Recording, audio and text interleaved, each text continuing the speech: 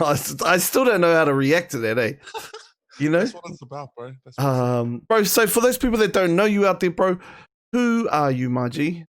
Man, well, my government name is Moses Ngalo. My street name is Moze Ngalo, but my social media name is Beast Moze. So I go by 3 different names, 3 different levels, and that's 3 different voices. Did you used to have a tag, G? A tag? Yeah, were you hit it? Did you used to hit it up? You know, I was the good boy at school. I was the one that used to be the lookout because I was the tallest out of all my mates. So I used to be the one, teacher, and I was get the first dash. Yes, gap it. Bro, that's not what I heard, eh? I heard. Don't do that to me, bro. It's funny, eh? Like everybody now just thinks I have dirt on it, like I'm some kind of like I don't know FBI agent. I don't. You're the Nardwar, bro. You're the Nardwar. I've heard about you, bro. Nah, that's not me. That's not me. That can't be me. Not with somebody as respectable as you, my bro. Hey, thank you, man. I appreciate that. You too, man. I see you doing your work, bro. You know what, bro? I have to be honest. This interview here, bro, is pretty much fucked up my chances of ever getting Joseph Parker on the podcast. Oh, nah, I'll tell you what, not him, but everyone else. But like his corner that he had, Duco. Shout outs to Duco, man. Shout outs to Duco. But Joe, bro, you talked to Joe. Was he all good? Oh, he was awesome, eh? It's yeah, man, he was really cool. I met him in funny enough, I met him over in Raro, and we were at the markets, bro. They've got a Moody Markets over there, and we happened to be back to back, bro, just accidentally. And it was actually my wife that was like, "Hey, Joseph Parker's behind you." And so the male in me was like, "Yo, this is the time to squash it.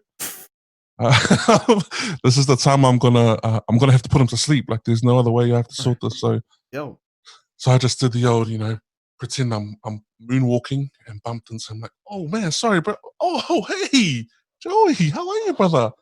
And he kind of gave me the old up and down, and I didn't actually introduce myself. I don't know who I was, but I'm hoping by the way that he looked at me that he might have thought, "Is this him?" Like, bro, it's really random, bro. So for a little bit of context, okay, when did this happen? So you're the Robin Hood, my G, okay, the Robin Hood of things. So what happened there, my G? Man, going all the way back to that, so I think it was about 4 years ago, maybe 5 years ago.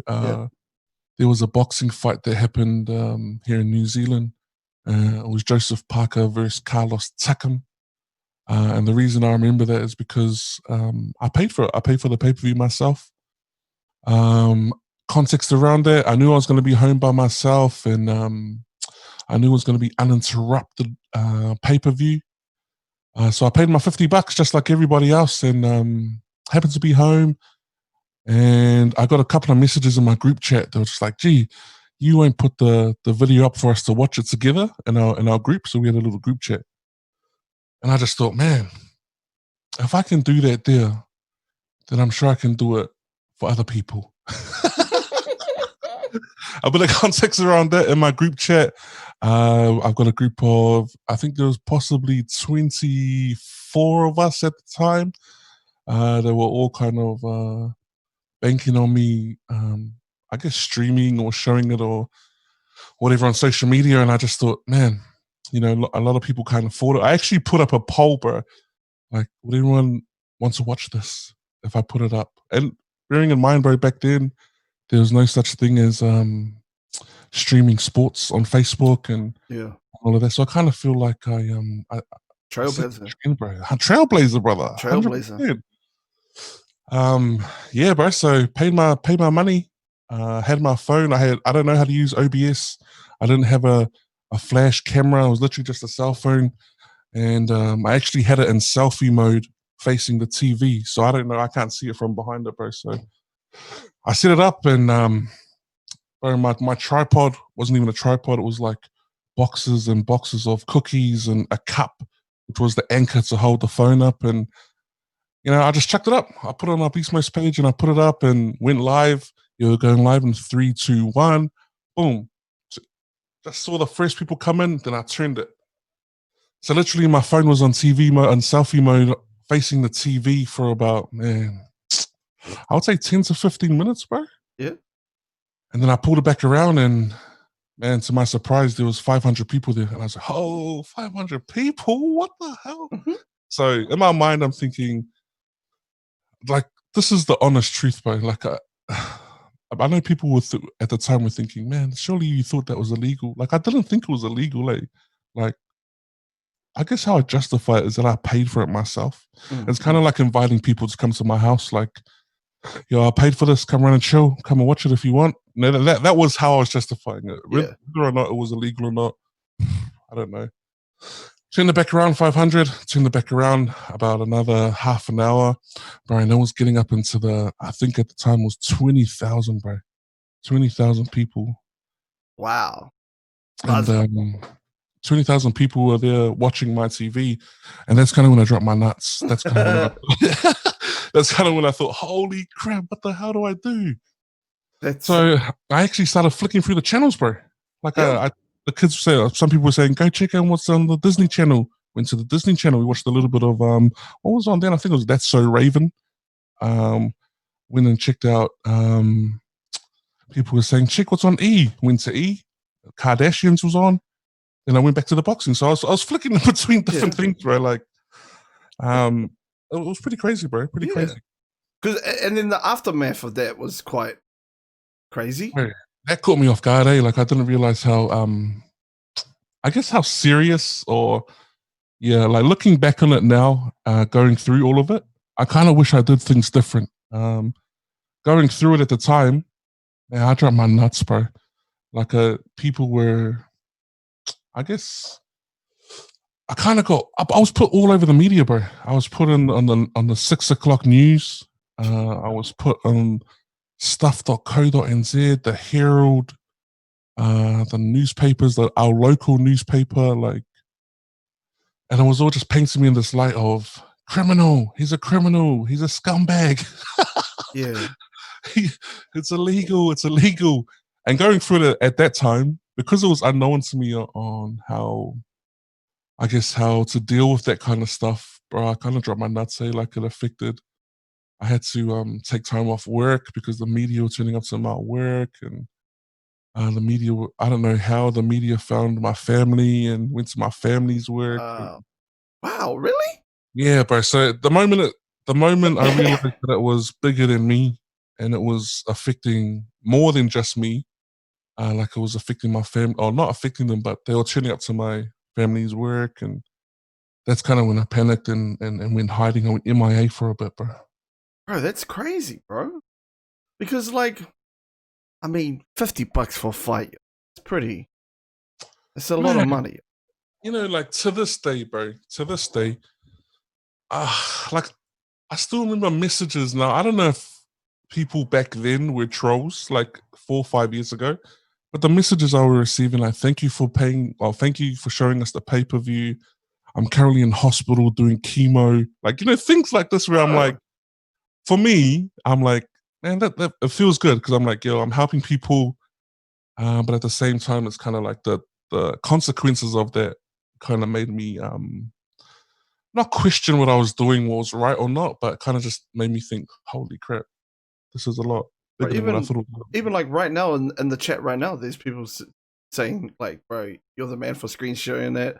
Hey, where's the chat, man? I want to see the chat. Oh, bro, you got to go to twitch.tv/Timprovise, bro. Oh, man. Sorry, guys. I'm really emo when it comes to Twitch. You don't need to sign up either. You can just put it up. Yeah. But anyway, like, there's Uncle Redworks says, bro, we got bounced from the bar on that night for $20 cover charge. So we went home and then screen shared the bros and watched the bros. You did the Lord's work, he said. Me? Oh, see, man, that's awesome, man. You know, like, the follow-on effect from that was, I would say, if it was down to a percentage, man, I reckon it was about 98% thank you and 2% you're a scumbag. Oh, sheesh. But I mean, like, bro, I read a couple of the articles, and like, Dean Lonergan, you know, He says this. He says, he's not the fucking hell. They say that Duco is greedy. I lived in a rented house in West Auckland. Fuck, motherfucker, we all live in a rented house. God damn. That's what I'm saying, man. Sheikahs, like, you know, like, and the picture. See, looking back on it now, as a man, I don't know if I'm a veteran, but as someone who's been in social media and someone who's, I guess, grown thick skin, if I had this personality back then, I would have fought harder, bro. Yeah. But I actually, when it happened, I panicked because it affected my family. So I kind of went into this MIA. I went MIA for a bit, but I was just like, man, it was affecting my 9 to 5. You know, it was affecting my family. So I kind of just thought, oh, crap, if I speak my truths now, if I fight back, it's going to affect more people than just me. But if I was me now, man, I'm going to fight Dean Lonergan, bro. We're going straight in the ring. Like the boys were saying, call him out. Go call him for a boxer. Like, I was like, bro, back then I was drop nuts. Now I want all that smoke, Dean Lonergan. If you're there, bro. No, wait there, bro. Wait there, bro. Say it, G. Look to the camera, bro. Give him that good. You met me 4 years ago when I was a little boy, but I've evolved into a monster. And I'm ready. I want all that smoke, bro. I want all. No. I don't know why I did that. It's kind of weird. Don't worry, bro. Can someone clip that, put it on the socials, and we'll put it on, and we'll tag him up. Because that motherfucker, yo, you can't be going, yo, man, I used to live in a flat, and bro, everybody lived in a flat, G. Like, it's nothing. Like the picture he was painting of me was so far from the truth. Like, man, like I said, like the comments that I was getting was like, thank you. Like I was doing this, or I was, you know, my whole family were, bro, I didn't even know people had Chromecast back then. People were casting it to the TV. People were putting their laptops on the TV. Like, man, I feel like that was like monumental in New Zealand history. That moment, bro. Bro, it is. But this is why I think I cemented my place in New Zealand history. I did that with an iPhone. Man, I'm going to go out and say it was an iPhone 5. Like, not the best quality. It was trash. And I made, I reckon, 30 to 40,000 people on a live stream, on a selfie mode, sports. And I was commentating, like I was going to say, hey, what's up, everyone? Like it was all unknown to me. That was my first ever live in the history of live for me. Right. Fast forward, I would say 2 months after that, Sky Sports released an online streaming service, bro. Boom. See, this is what it is. Hey, come on, man. Where's my cut? Trailblazer, G. Trailblazer. Right there. And then straight after that, bro, then that's when people started like, oh, man, we can just watch it on Facebook. So people worked out really fast that you could just go into the search bar, or people probably do it now, go into the search bar on Facebook and type in what you're looking for live, and you will find whatever you're looking for. That's you, bro. You started that shit, bro. Man. You know, there's a couple of national treasures that we have, bro. You know, Sir Edmund Hillary, first to get up there. All right, first to get to Mount Everest. You know, Stephen Adams, first NBA All-Star. You know, or NBA starting center. Speak to me, King. And then there's Beast Mode. First to be a fucking pirate on Facebook. Oh, fucking Jack Sparrow. Don't call a pirate. I'm Robin Hood. Sorry, Robin Hood. Okay, I'm Rob. And you know, like, I don't want to keep harping on about this, but this is the first time that I've had the need to talk about it. But I haven't spoken about this ever. Yeah, but hey, man, like the moment I realized that the media are watching me, I started to take the piss on social media. So the whole thing they were saying was like Beast Moze. Like, people can probably do it now. If you go into Google and search for Beast Moze, there'll be streaming stuff. Like, there'll be Beast Mode streaming, illegal, blah, blah, blah. But they were actually starting to read my Facebook posts, and I started taking the piss. Like, I figured whatever I'm posting, they're going to put it in the media, like the newspapers and the. So I just posted something like, hey guys, Beast here. Sorry I haven't been active. I've moved to Silver-Stream, like streaming sports. Like, that was a little dig at the media. Like, there's a place here called Silverstream. So I said, hey, sorry guys, I've moved to Silverstream. Right, that made the paper. Fuck. And they were saying like, he's moved to Silverstream now. He's moved on with his life. And I was like, oh, yo, crack that. Right, because Silver Stream is like that's like up market, right? That's out of that's the Silverstream.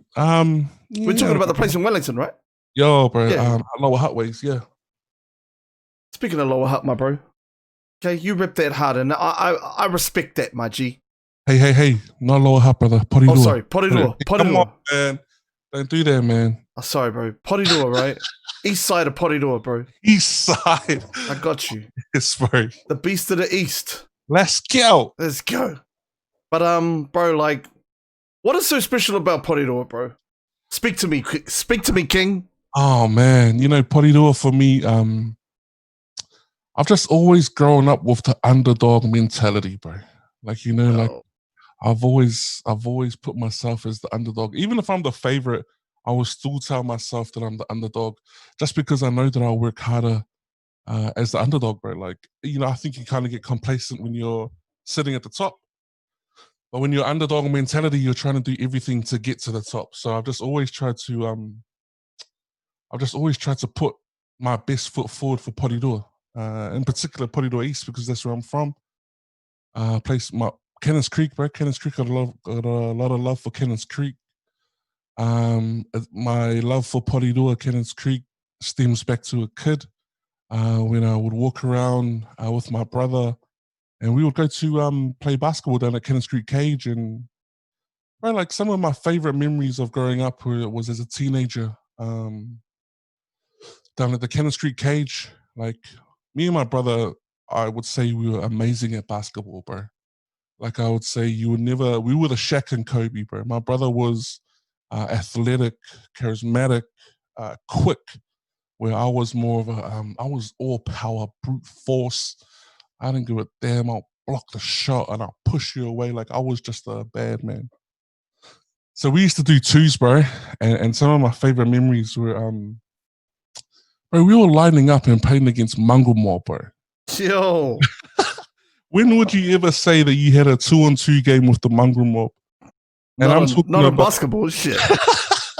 But I'm talking like we were having fun, bro. Like, we were dapping each other, like giving each other credit. Oh, nice shot, bro. Like, like it was a vibe, bro. And that's what when I think about Cannons Creek and my upbringing, bro, that's what I think about. I think about all the fun that I had down at the creek playing basketball till about 1 or 2 in the morning. And at 1 or 2 in the morning, we would have at least 20 to 30 people still together, still vibing. There was no trouble. There was no fights. We were just vibing, bro. It was good buzz. Really, bro, let's be. I need an honest opinion from you, bro.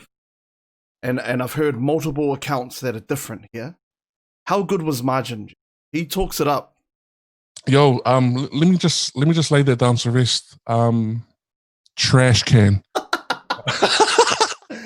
Bro, he talks himself up so bad, G. Nah, I can't do my guy like that. Margin was good, bro. Like, Margin was probably how I remember Margin, bro, and he'll probably hate me for saying this, is he had a massive undercut growing up, like his hair, and he had the blonde undercut, and he used to wear, he'll probably correct me, but it was a Iverson singlet at the Sixers, the white one. He used to have the N1 headband. So he looked like a baller. Yeah. I'm just gonna say that stroke wasn't that nice, man. Like I don't know, man. I don't know. I saw him doing some N1 moves. He was good. Bro, can you tell me about the greatest player to ever come out of Porirua, bro? Ross Turima, bro. Oh man, Ross, man. Do you know him, bro? Because you've been in footy. Oh, I know a couple of Mana College, Bro, that's it, man. Man, so what a lot of people don't know is when I left Aotea College at 7th form, I didn't repeat. I signed up for Whitireia and I studied music, bro.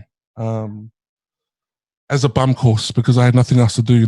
My parents were forcing me like, you can't stay home. You need to go do something. So I went and signed up for a music course.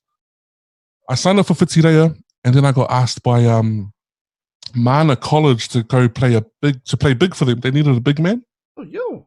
Bro, so I played with Ross, man. I played with Ross Torima, Randall Bishop. Randall Bishop, brother. Yeah, Randall Bishop. And they were 5th form, and I was second year 7th. I was going to Was this when school. did they win the national title that year? Oh, bro, they won the year after, I think. Oh, guns, bro. I got expelled, but anyway. Oh, well, bro, that's what I was gonna bring up, bro. Did you get expelled, G? I so that talk to me, King. Talk to me. The criteria for me playing basketball was that I had to attend one class.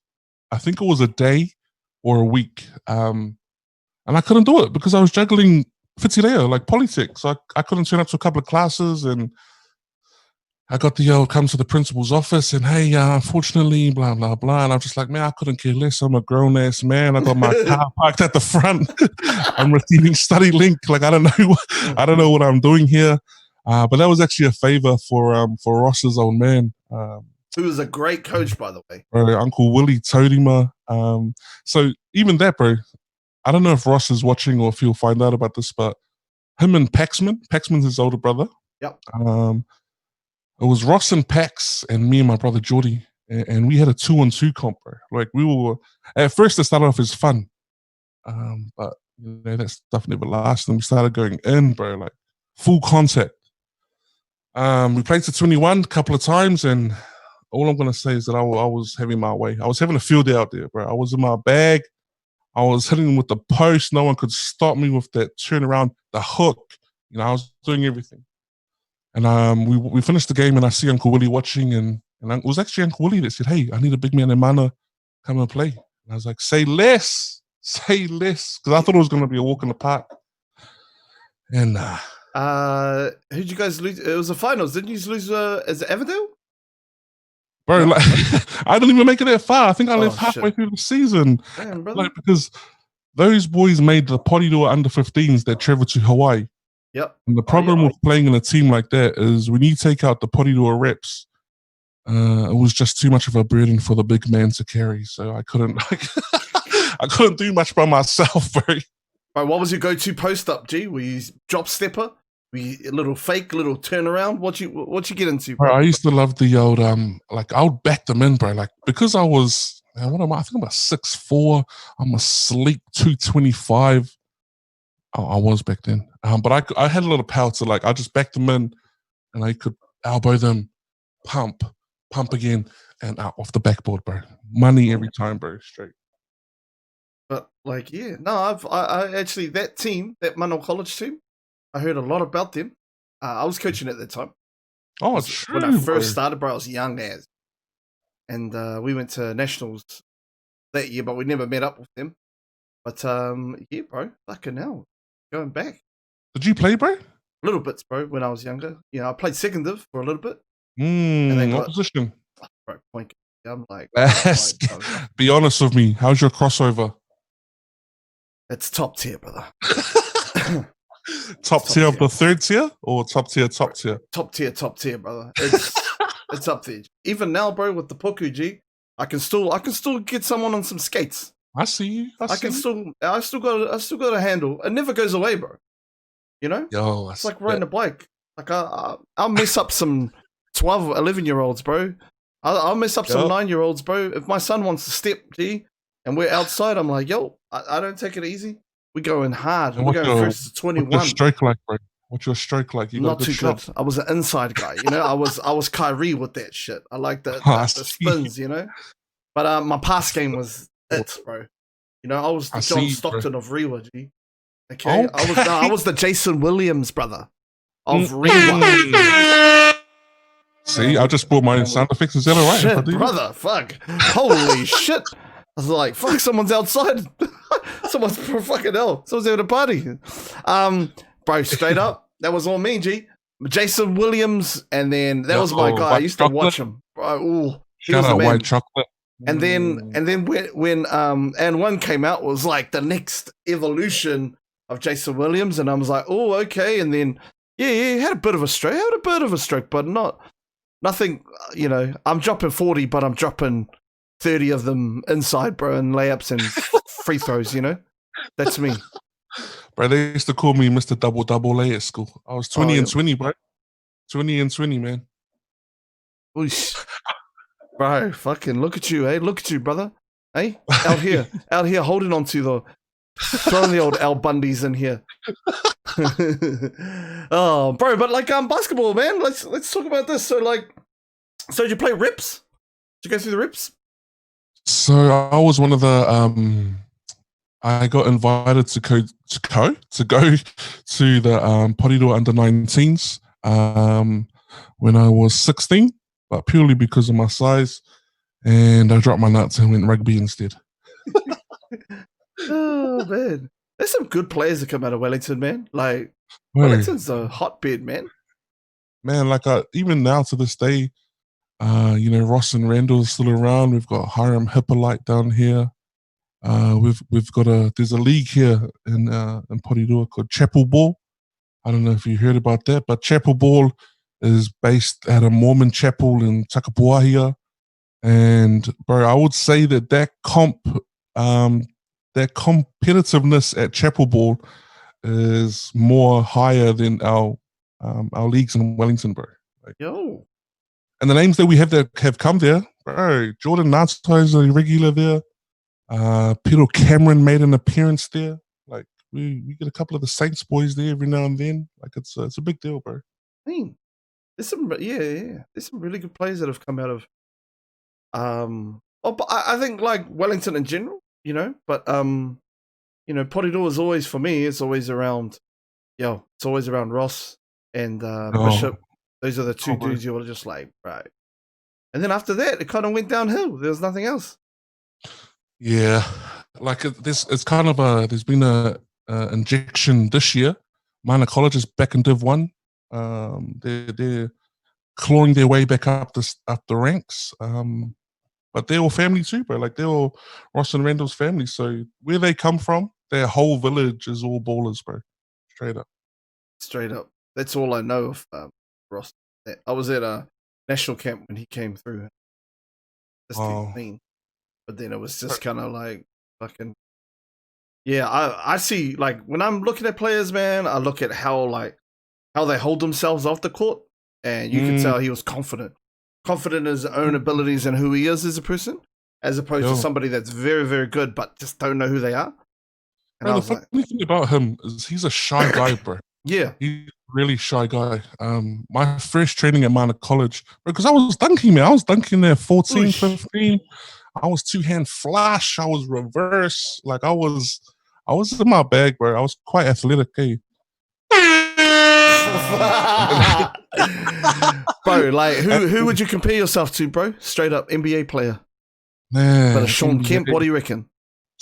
Bro, no way. I wasn't that athletic. I'm thinking like big men. I'm thinking like I don't want to jinx it and say that I was Shaq, but I was more like Shaq at the Celtics when he's on his way down. Not the Magic Shaq, not the Lakers Shaq, not the Phoenix Shaq, the Celtics Shaq, bro, when he was just collecting garbage minutes. Fuck. Bro, legit, man. We could, bro, I know that you're a sneaker dude as well, eh? Yo, bro, I got a lot. Yeah. I don't know why, man. I only wear like maybe 2 or 3 in my rotation, but I think it's just one of those, as a kid you collect things, bro. And then when you're an adult, you want to try and collect those same things, bro. You know, like things that you couldn't get as a kid. Yep. As a grown ass man, you can get them, bro. That's exactly what's happened to me, bro.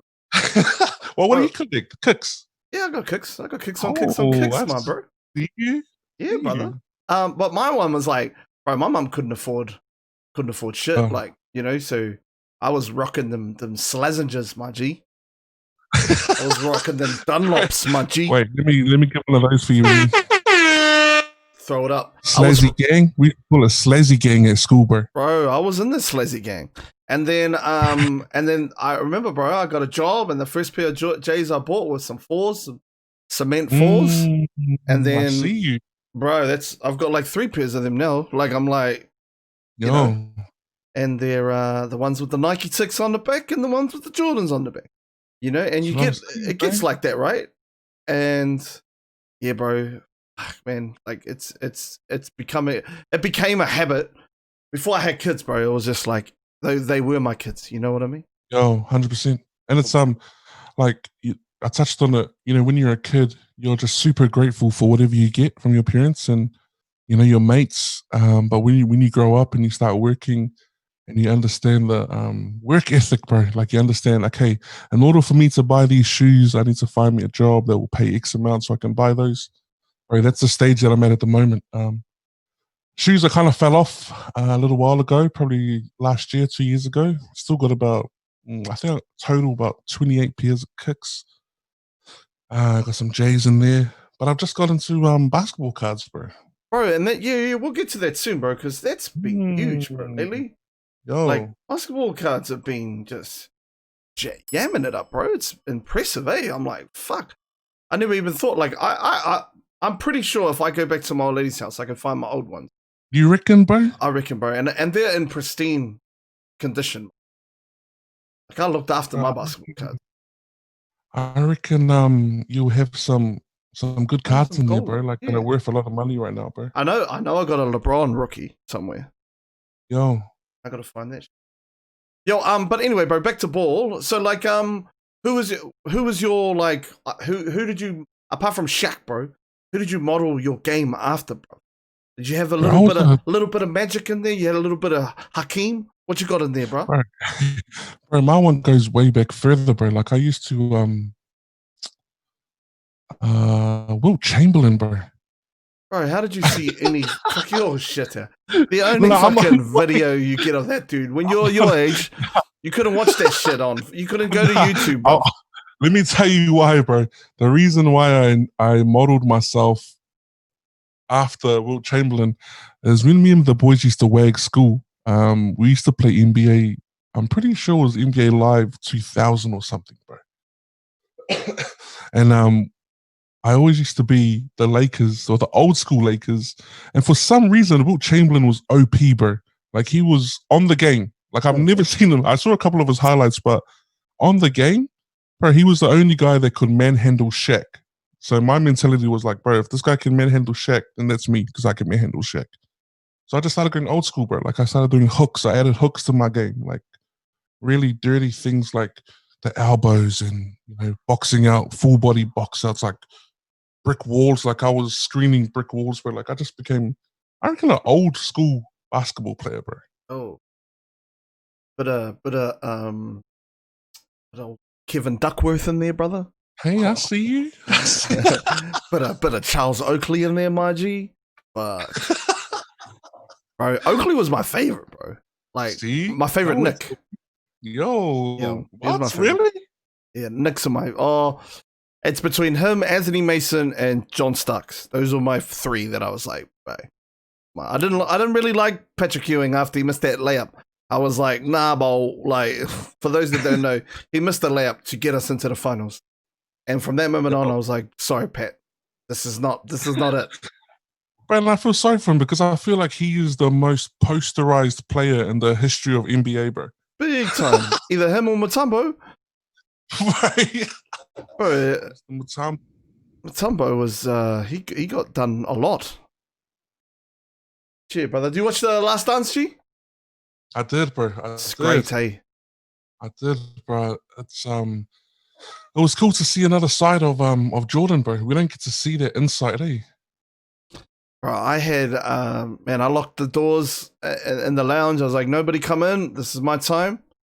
Yo, this is Dad's time to reminisce around what life used to be like when there was no social media. And it was crazy, man. Yeah, bro, I hear you, bro. Straight up, I hear you, man. I think probably the most kind of like with that was like old school heads knew how competitive Mike was and how fucking like fixated he was with winning. And all these new heads are like, man, like I didn't know he was such an asshole. Bro, I knew he was an asshole. Like I knew that he punched all these, like when you pick up these little stories. And I was like, man, shit, like you didn't know that? And a lot of people didn't know that. Bro, even that scene where he's, I think it's playing with the security guard and it's the closest coin to the wall, bro. I was like, bro, the guy makes X amount of money. You make probably 45,000 times worth of that. And he was still competitive as hell, bro. And he was like pissed off when he lost too. Like, fuck. And he's like, told him to run it back. Yeah, I'll play you again like later then. And he's like, nah. Oh man, that's good, bro. Are you into the documentaries, bro? Seem like you are. Man, I used to get into a couple of them, Man, what have I watched? Man, I grew up on those beef bro, I was DVDs. About to say that, bro. Or Smack DVDs too, eh? Smack and beef. I don't know why, bro. I kind of thought I was a gangster, back growing up, Don't say the thought, bro. You are a gangster. You straight up. Bro, I got a question for you, bro. From the beef DVDs, bro. Were you G Unit or G not? I was G Unit all day. Oh, boo! I was G Unit, G. I'll tell you why. Because I respected Lloyd Banks, bro. Lyrically, Lloyd Banks is the man, bro. I hear you, bro. I hear you about that, bro. I agree. Lloyd Banks, I think out of all of them, he was 50s quite good. I just started reading, actually, audio book reading, 50 Cent's latest book. How's that? Is that good? It's really good, man. Like it's like introspective around like business and it's really good, man. I just got it on Audible and I was listening to it the other day. I'm like, I'm probably halfway through it. I got it from Massacre, another dude. He told me to. And he's super smart, bro. Like, yeah, like he goes back. If you look at his he's a street guy, bro. He's a street guy. Man, he breaks it. He breaks down the Ja Rule beef real well. Yo, like, and it was like, because Irv was trying to make Ja something that he wasn't, because he wasn't from the street, and that's where all the problems started happening. I was like, damn, bro, it's pretty dope. Yo, bro. All right, bro, I'm gonna put a poll up. Best beard out of me and you, G. Okay. Man, my lighting is. Well, you can't see my neck, so surely it's a win. One in the chat. You can't see my neck either. What are you fucking talking about? One, I know that this is just gonna blow up with 2 the whole time, but fuck he's all. Okay. Bro, let's get into a couple of questions before we move forwards, brother. We've got quite a lot from Jay. OMJJ. She says Chicken Shack, Mungavin or hot ribs and porirua, bro. Man, Jay. Hi, Jay. Man, I think it's a no-brainer, bro. Chicken Shack has been it's a staple of porirua, bro. I don't know if you've heard about it. Bro, multiple people have told me about this. Bro, I don't even know if the food is good, but it's more so that it's reliable. Like, it's open till about 4 o'clock in the morning. So I don't know if the food's good or if it's just we hold it in high regards because it's open till late.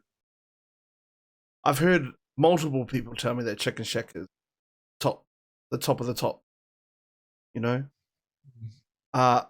And not just from the circle either, from outside the circle. People are telling me, hey, you need to go, when you go down to Porirua or when you go down to Wellington, the main thing that you need to go and try is this Chicken Shack. So I am keen, bro. I am super keen. I got you, bro. I told you, man. Once you come down to Porirua, bro, you ain't paying for anything. I'm going to take you. I'm going to feed you like a king. We're going to lay down like kings. Huh? What? Are we going? Are we hitting with the Terrell? Are we going the Terrell route, bro? Where we just go to the strip club? Don't do that. We just Wayno. Shout out to Wayno. I haven't even met Wayno. I don't even know who Wayno is. But I have a feeling me and him we're gonna be very, very good friends. Bro, Wayno is the Samoan Elvis, bro. I kid you not. That's probably the only way I can explain it, bro. He's the Samoan. He's got bangers for days, anthems for days. Like, you will never go to a Samoan gig, wedding, funeral, party, drink, and not hear a Wayno song. Guarantee it. Oh man, well, bro, I'm looking forward to this. Here's one from my man Bandit. He says, "What's the most underrated place to eat in the P, bro?" Underrated, man. I just found this place. They've just opened up. I don't know if it's in the P. It's actually in Johnsonville, which is about 20 minutes drive on the motorway. But it's called Wilson Barbecue. Bro, they've got ribs. They've got all those American things like collard greens, corn, things like that we've never experienced, but we've just seen in movies. So I'm gonna go check it out sometime this week. I reckon that place is gonna be bomb.com. But we gotta. Whenever you're up here, I gotta take you to some spots too, man. No, 100, bro. The hood spot. No. The spots nobody knows of. Like I do the bakery run, but bro, I know a lot of other spots that are like, oh, okay, No. yeah, bro. But yeah, it's funny how like you figure out these little spots here and there, eh? No, 100, bro. Hey, Margin asked, how many Jordans do you own, bro? Shout out Margin, what's good, my king. We got, I reckon I got about 30 pairs of kicks, bro. And I reckon out of those 30, probably about 28 Jordans. Yeah. I got a couple of Air Max. Oh, yo, you get down with the Air Maxes? Bro, only because it's the only Air Max I could find in my size, bro. I don't even know if the color's cool or not, but I was just like, yo, I'll take that. Air Maxes run pretty small, eh? They say it's a 10, but you need to get an 11. You know what I mean? Well, like I grab a size 15, but I'm not size 15 because my feet are long. It's all about the girth. Shout outs. Shout outs. Shit. I don't know about that, bro. I wish I did. Please. I got them little slender. I got slender size 10s, brother. They do the job, though. They do the fucking job. Slender. They do them. Bro, so basketball cards, bro. You getting into those lately?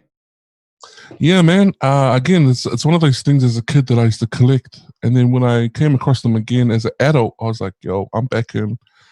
And it is expensive, but it's fun, bro. Yeah. Fun, bro. Yeah, well, bro, because Margin rang me up on game on what TJ's doing. And bro, I'm like, fuck, I think I want to get into that shit now. Like, you know? But I reckon, bro, that's my rent. That's my rent money gone. You know? It's gonna be tough, bro. It's gonna be tough, man. Like it's man, how can I explain it? This is an example, okay? Just in case my wife watches this. This is just hypothetical. Okay. So there's 30 teams in the NBA. I think. Yep. Yeah, there is 30 teams in the NBA. Basically they will open a box. Like for example, this one just came in the mail. I don't know if you can see that. But this is the 91-92 NBA basketball edition. I haven't opened it yet, but I just figured that'll be a good one to get because that's kind of the golden era, the Michael Jordan, the golden era. But 30 spots, and you're basically paying for a team, and whatever card gets pulled for that team is yours. Great idea. I mean, people are, man, these boxes, if you buy boxes whole, bro, it could be anything from 100 up to 8,000, bro, for a box. Shit. I'm not doing that. Nah. Damn. I'm buying a spot in the team, which is about anything from $20 to $100. Yeah. So, man, I know way. I know if I get started, bro, that's me. I'm just in there. I'm not getting out. Coasting. You know? I'm coasting at the minute, bro. I'm coasting. Because, I mean, shoes used to be my thing, and then the fucking resellers, G. That ruins everything. You know, it used to be my thing, like lining up, sitting down, camping up, you know, knowing that you're like 4 dudes down. So you're like, yo, okay, these guys don't look like the same size as me. You know, like, but bro, now it's like fucking dumb. Like, yeah. That's why people are just like, that's why, bro, people don't camp out and there's nothing anymore for anything. Let me ask you a question, bro, about kicks. How do you feel about the people who camp out but just leave their chairs there? And bro, I don't like that, bro. I don't like that. I don't respect that, bro. If you're there, you're there. You can get Uber Eats, bro. Yo, if it's like, yo, you camp with somebody else and you go, bro, I'm just going to go to the bathroom, come back. But bro, if somebody just plonks a chair down and gaps at home, comes back, sits down, I fucking rage. Right, that's the unspoken rule, bro. You can't do that, man. You can't do that. Bro, they get yanked, bro. Like, there's some hearty dudes that just yank stuff. They're like, no, bro, sorry, just take their chair and fucking put it in the rubbish. Or throw it over the next, across the road. And then, yeah, bro, no, that's not cool. And that wouldn't be cool, like, if you lined up for the new iPhone or some shit. People would be like, nah, Bolt, catch up. Yo, bro, and I think that's like the equivalent of parking your car in the KFC drive-thru and you leave your car there. That's true. Yeah. That's a little bit something more personal for me. Like if someone was to do that, I'm out for blood. Speaking of KFC, bro, how sad was that day, G? When the Oh, Porirua KFC, you know? and I have dealt with some tough times in my life, and I've dealt with heartache and heartbreak. But man, watching that happen and unfold in front of me, man, I can't think of anything else that's been more painful, bro. Bro, and then it blew up on TikTok. Your one. Yo, I don't know how and I don't know why, but man, it just took off and low key people are like, "Oh, I'm so sad for you. Sending my love," and I just like, "Yo, slide in the DMs." I mean, thank you, thank you, bro. Because like KFC is a place of solitude, you know. Yeah, bro. On Monday, I talked to my friend Pat. He's a real estate agent.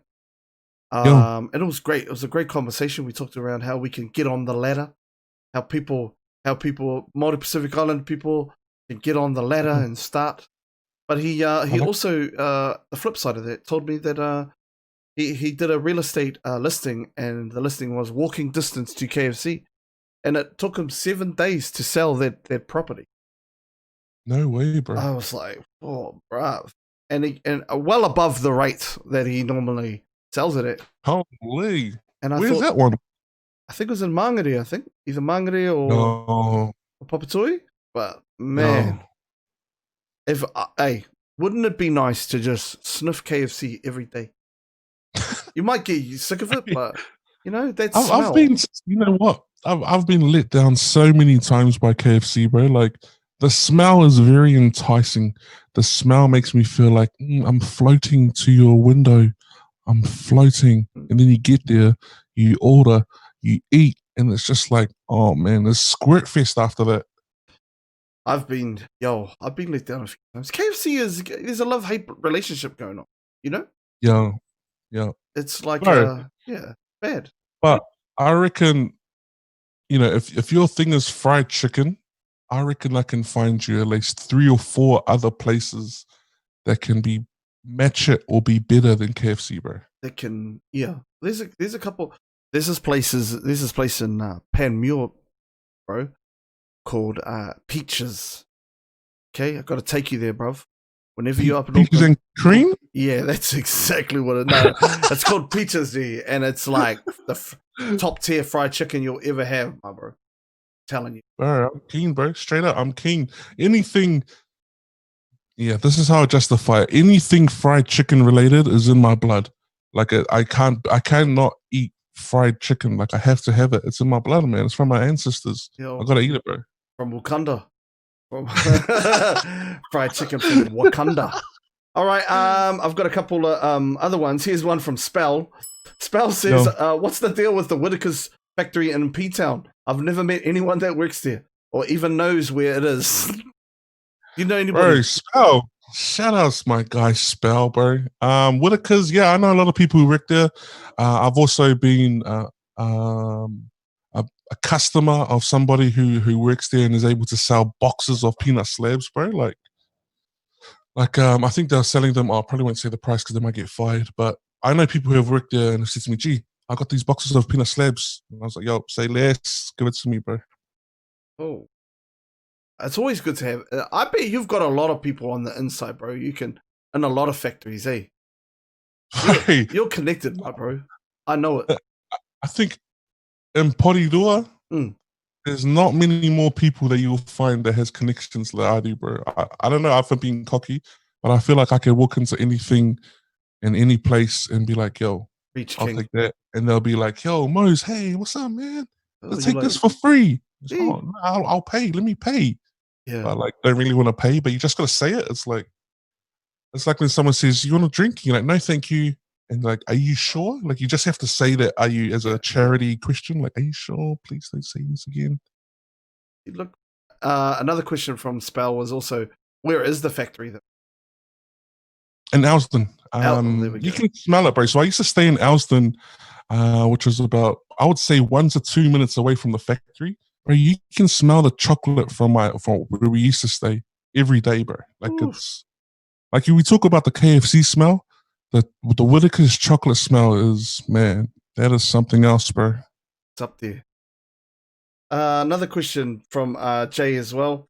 Favorite PSDZ magic, sorry, or Sabertooth? Yo, man, so PSDs, man, a bit of context around that's my clan, man. We made a clan about 7, 8 years ago. PlayStation, bro. PSDs. And that's the group chat that I was talking about the cast, the streaming of that's the group chat that like, streamer for us. Magic Sabertooth is Jay's partner. So I'm gonna go Magic. Bro, PSDs for me is fucking that's a Photoshop PSD is the Yo, dude. I thought that's what you were talking about. I was like, fuck, you guys get down with the Photoshop shit. Shit. But no. It's funny because PSDs, like back then when we made it, it was almost like the reason why it was PSDs was PlayStation D's nuts, because that's what was cool back then. So I remember going into a Black Ops 2 lobby and it was 6 of us and we were like based off X-Men. So you'd have PSD's Magic, PSD's Sabertooth, PSD's Beast, PSD's Slipstream, Colossus, all these names. Oh. And we get into a lobby and it's quite intimidating because we look cool. We're super trash. I'll tell you now, we're super trash, but we look cool. And the first thing people would say was, what does PSD stand for? And always someone would say, pretty small dicks. Just like, oh, leave the lobby, boys. We don't need this disrespect here. Bro, so you're into the old COD, bro, back in the day. Black Ops 2 was the only one, bro. Like, as soon as they started adding in the running up the walls and the flying and nah, bro, I fell all the way off. What about now, bro? You still jamming or that's not a thing? Man, I'm still on like every night, eh? I'm a huge 2K fan. Playing a team, a pro-am competitive team. Ooh. Brightly Beams, just a couple of lads from Porirua, competing in an Australian-New Zealand competition, bro. Bro, I did not know this. Yo. Yo, what's your build, G? What's your build? Bro. Man, so I was one of the first to make the shooting two-way slasher, small forward. And I reckon I'm OPA pretty much. That's it, bro. Got 3 players. All 3 of them are 99 overall. Got a shooting glass cleaner. Bro. Glass block, bro. Yeah. Do you pay for that? Let's be honest, bro. You paying VC bucks for that, G, or are you working? You grinding? But I actually see, and again, you know how we spoke about before we came on live, we spoke about our perfect podcast time. Yeah. Bro, I would just sit in my career for hours and hours listening to podcasts, bro. That's how I passed. Wow. Everyone hates the grind. I didn't mind it, bro, because I was listening to poddies, bro. Yo, I'm glad you're getting on my buzz, though. I know. Like it's weird. Like, so for me, like we do this live, and then later on I put it online.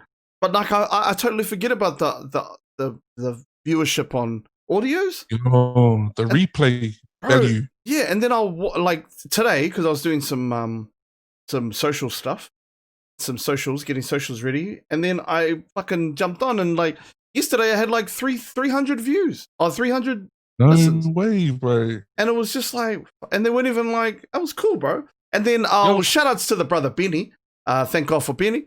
Bro, he fucking, I was having a shit day, bro, on Monday. Yeah. I was just, I don't know. Monday I was just like, oh, fuck.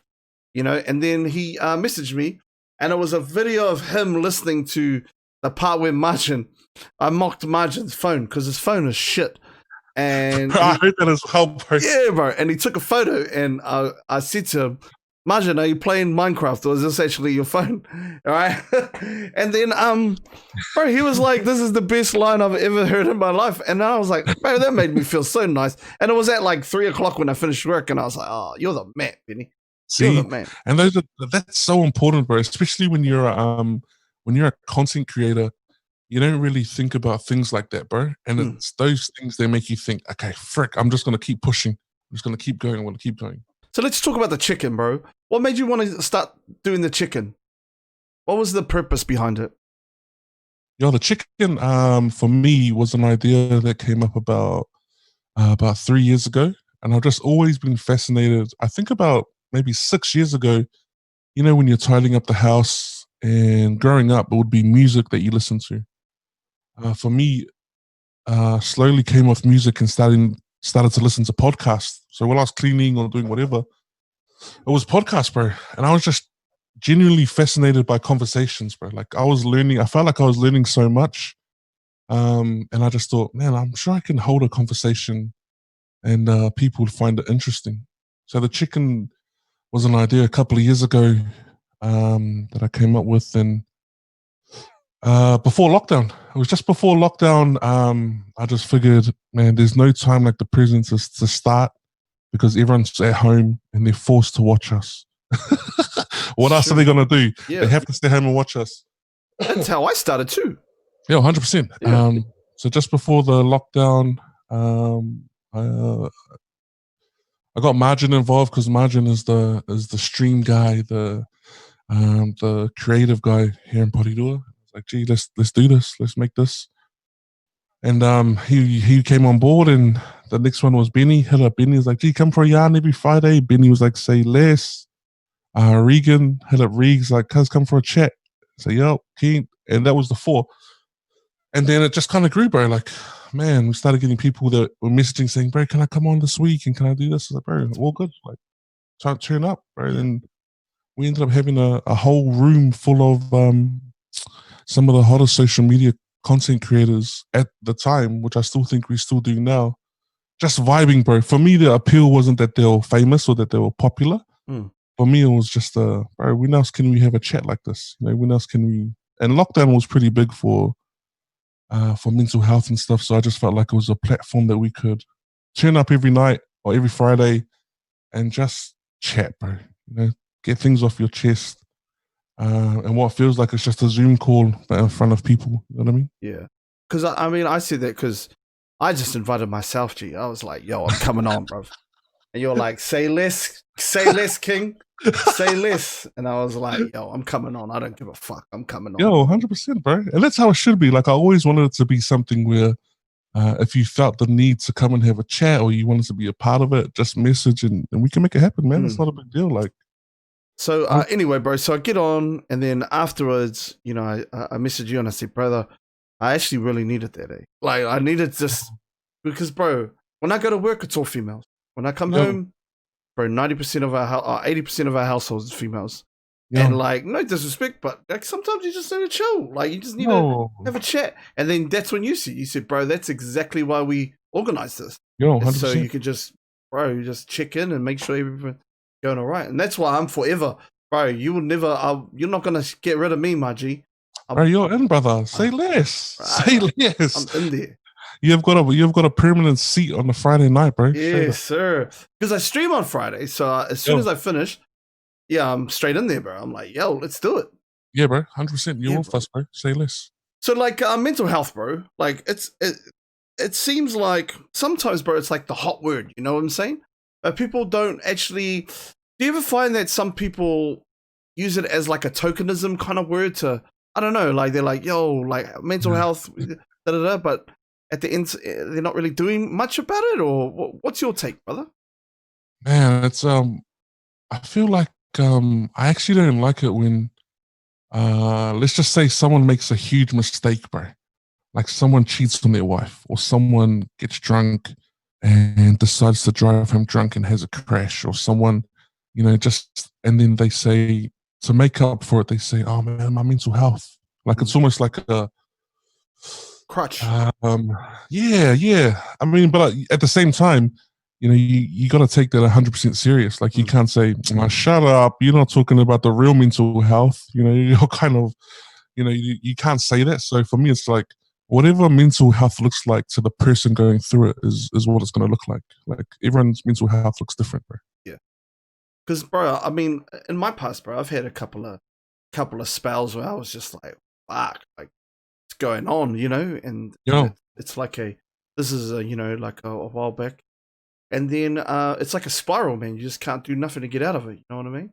Yeah, 100%, bro. And I think the chicken, for me, was modeled off my group chat that I had before, like that I've got with my boys. And with my boys, we have a group chat that we message every morning. You know, good morning, Kings, or just something. We start the day off talking to each other, like, good morning, have a good day. Good luck for your interview. Smash out that job. Like, hey, boys, you wake up in the morning and you message the chat, like, yo, something cool just happened to me. So it's almost like the chicken. That's what it's modeled off. It's just about being around men, um, and just sharing each other's experiences, man. That's 100% all it is for me. It's sharing each other's experiences and lightening the burden that everyone's going through. Because I think, yeah, like I feel sometimes, bro, because I do that all the time, bro. I just randomly just think about one of my bros and go like, I'm just gonna message him, see what's up. But then you get the odd person where you do it and they think like, oh, what is this? What does this guy want? Like, why is this guy hitting me up randomly? What do you want? And I think it's kind of like trying to eliminate that thought process. Is that it's okay to just hit somebody up and go, yo, brother, how you been? Without no agenda.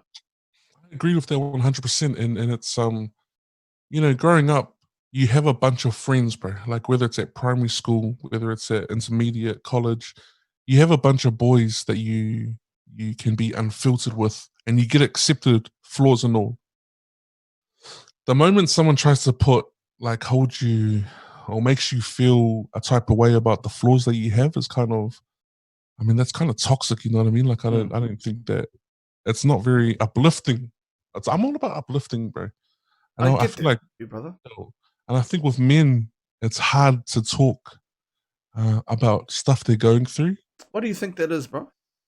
I think, a little bit whakama, bro, a little bit, obviously a little bit mamai.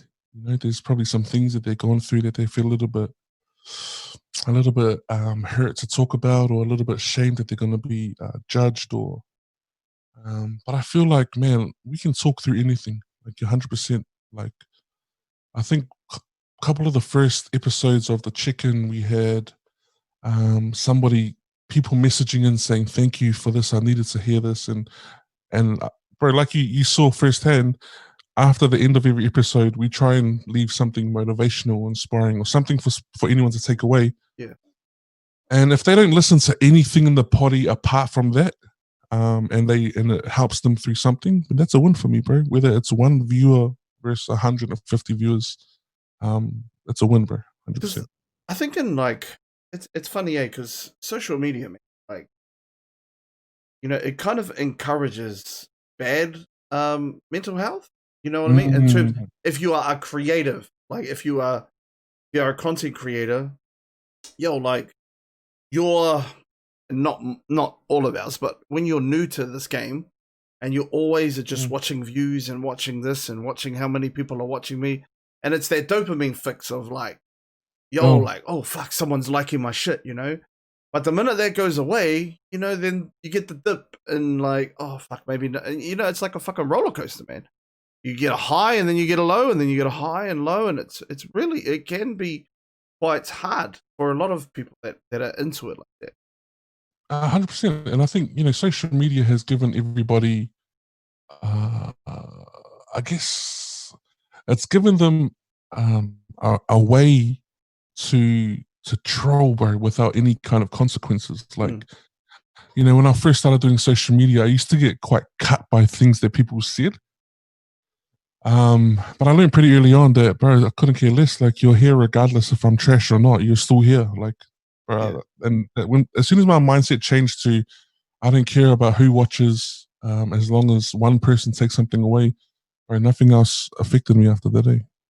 Because bro, you're so right. Like a lot of people get cut up. Man, I include myself, bro. I've had multiple kind of like people come at me, and the first couple, I'm like, what have I done? Like, what did I do to this person?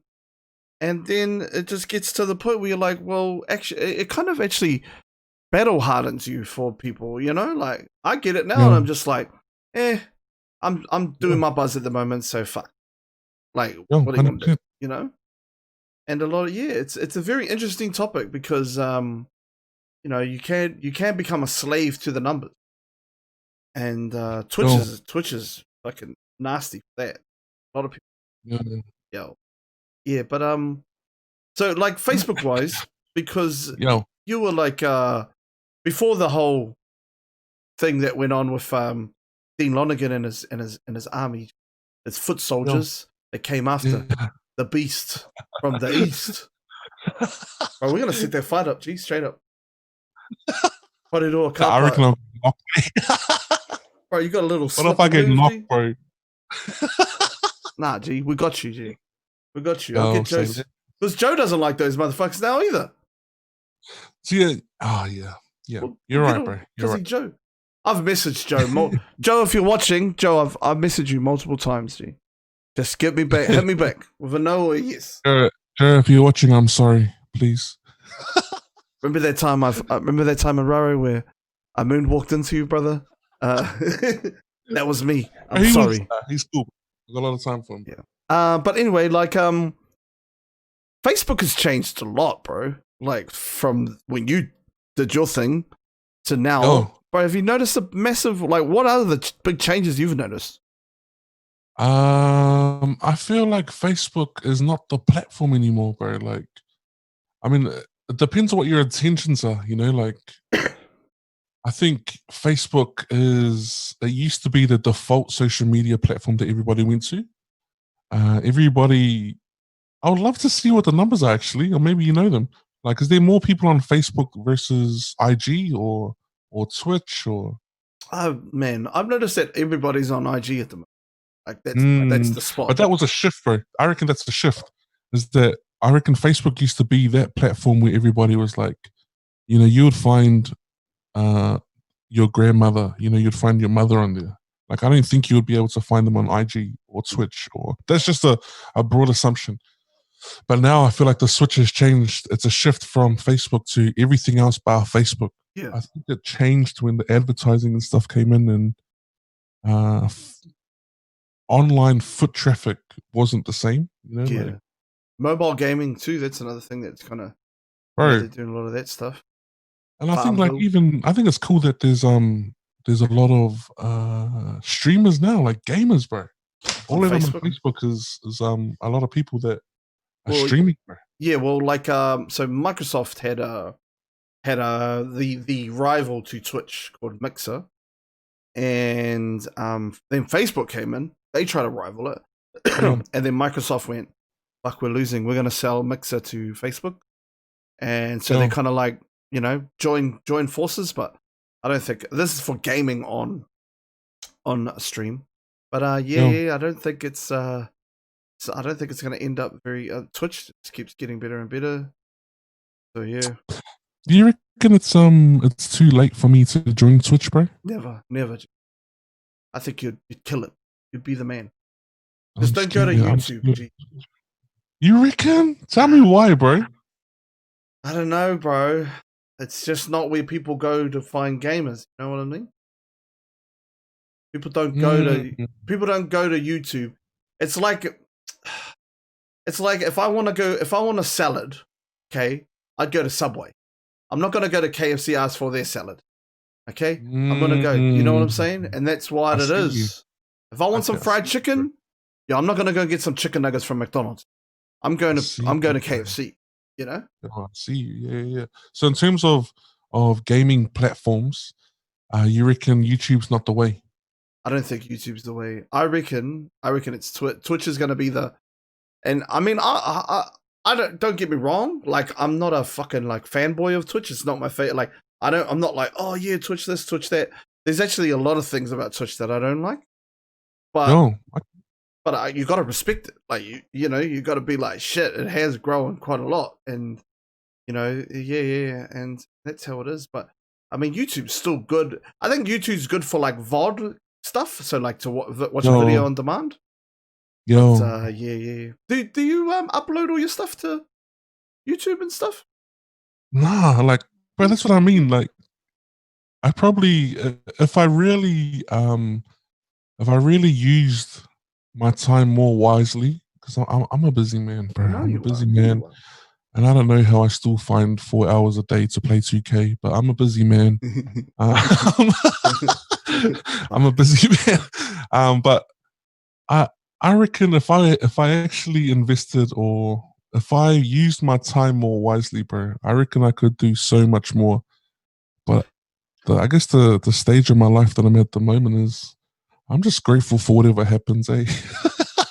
Whatever happens, bro, is what's gonna happen. Like I'm not there's no push for me to say, yo, I just need to hit 10,000 followers, or I just need to. I'm just like, I'm super grateful for what I have, super grateful for the friends that I have, and family that I have, and everything else is a blessing on top, bro. Straight up. Because I don't want to say recently, since the first lockdown, Yo, I changed my mindset, bro. My mindset was like that. It was like, I need to get this, I need yo, to get this, I need to get partnered, I need to get this many viewers. yo. And it was right after I did a week for Samoan Language Week, and I brought on all Samoan creatives, and I just I had Mikael Muliapula, I had Ray Sakabolatili, I had all of these real cool like creatives on, and I just chatted with them. And one of the things I got out of that was, bro, they might not like it might not be, especially from Ray. Like Ray is a photographer and an artist, and he said, you know what, like I do Samoan art for only for my people, and if other people like it, ka pai. But if nobody likes it, but like my aunties or uncles, and I make them proud, that's all that matters. And then that made us switch with me, man. I was like, you know what, 100%. bro, I'm gonna stop looking at these numbers, and I'm just gonna start fucking going at it and educating people. And then when I had Brox on, and during Matariki week, and we did a Minecraft marae. We had a look. Yo, I saw that, bro. Yeah. And bro, for me, I was like, that's probably, and I thought about it, I was like, that's probably the most educational te ao Māori thing that's ever been on this platform, and will probably apart from him himself. And that meant more to me than anything, you know? So yeah. And I think what you'll find, bro, again, this is just an assumption. I think what you'll find is that the pressure eases, bro, because you just start creating things that feel good. You know, you're not creating things that are like, okay, if I post this, it's going to give me these people. If I post this kind of content, it's going to give me these people. I mean, like, bro, it just eases the stress, bro. Tonight's a perfect example, right? Yo. Okay, listen, Moze, I could have got, like, I got some people on my Rolodex, G, okay, that are lining up for this motherfucker. And I said, you know what? No, that's not going to make me happy. What's going to make me happy is chilling with my boy. I see you, bro. I see you, 100%. Talk about these issues that nobody talks about. Yo, thanks, bro. I appreciate it. Like I said to you, bro, this is my first time being on this side, and I'm really enjoying it. See, if anybody from the chicken is watching me being a guest, this is how you need to be on the chicken. Yeah, you need to talk on request. Educate you up. Bro, fucking hell. Here's another question, bro, from Just for Kicks. Did you ever play church ball? What do you say? Did you ever play church ball at the pa? Bro, that's what I'm talking about. That's chapel ball, bro. That's chapel ball at the pa. That's chapel ball. Yeah, we discussed chapel ball, brother. We discussed the names that came out of there. You know, we've had the NBL MVP, or in my eyes anyway, Jordan Natsai is a regular there. Peter Cameron's made an appearance there. We've had Leon Henry come through. Like, you know, there's been a whole bunch of people, boys that have come through there. What's your take on Leon Henry, my bro? Super athletic, bro. Straight up, uber athletic. Like, and I think I'm quite tall, but when I met him, bro, he's a monster, bro. And he's just got that long arms, long legs, bro. He can smash anything down. Here's a question from Margin. Do you eat at the Usi Pay buffet? Fuck it. See, this is the kind of stuff, eh? Anything that you see from Margin, don't read it, bro. Don't read it. Okay, I'll exit out just for now. Shit, bro. I don't know about this fella. Here's from Puma Pants. Are you that fella that boogie board Hooker Falls? Am I that fella? No, but I did share it. I was the one that shared it. That's another one of the boys from Porirua. They call him Bubbles, bro. I don't know if you heard about a guy named Bubbles. Shall I give his government? Keep it on Bubbles, G. Yeah, Bubbles. So Bubbles, man, he's got a reputation in Porirua of being the guy that just keeps surviving everything, bro. He's the guy that biked up to, I'm pretty sure it was Auckland, on a normal bike, not one of those not a bike created for long distance. It was just a normal bike, and he had nowhere to stay, so he just pulled over wherever he was and slept in the grass, got up again, and continued biking all the way up. He's the guy that paddled from the North Island to the South Island, and his family recorded him missing. And the police search parties found him, and he was having a blast down south. He's that guy that just at Hooker Falls, one of the boys would have egged him on and said, "Bro, you won't jump in there," and he jumped in there, bro. That's Bubbles, bro. He jumped in with a hoodie and jeans, which is the most dangerous, bro. I need to get fucking Bubbles on the podcast, bro. And flip side to that, he was at a surfing comp in I don't know where it was, and he got on one of the biggest waves, bro, and he did all right. Like he survived everything. Here's a question from Uncle Roadworks, bro. Have we asked what the conspiracy is with the Porirua being the only KFC in New Zealand that hasn't had the facelift? Man, I've been pretty salty about that, bro. Like every other KFC that I go to, they have been upgraded, like their monitors, and little old Porirua has still got the same one that was built here in the 1970s or whenever it came through, bro. But I think it's on ways. I actually think that's why this one got knocked down. We're gonna get renovated. Right. The best KFC I've ever had, bro, is in Bombay, on the Bombay Hills. They got a new one. Yo, I don't know why, bro, but bro, it's fresh as shit. I don't know, maybe like coming up from wherever they get their chicken from. And they get the first chicken. I don't know, bro. What's your pieces, bro? What do you eat, bro? Don't judge me, okay? But I've got this thing, bro. I get the breast, okay? Wait there. You've already lost me. Yeah, carry on. I take it off. I peel it off with my hand. I peel the thing and I just dip it into the potato and gravy and then eat it like that. I see that. Okay. I can't eat it straight because it's dry. It's a very dry piece of chicken. Yo, I dunk that into that gravy and then I'm good. What about yours, bro? You're a thigh man, I bet. I'm a thigh man with a bit of rib. I don't mind a rib, bro. But I feel like I've mastered the technique of taking the chicken wing bones out, bro. Okay. Can you explain that to me? If I had some here, I would have showed you, bro. But man, just thinking about it is got a couple of ways. Bro, I saw this way.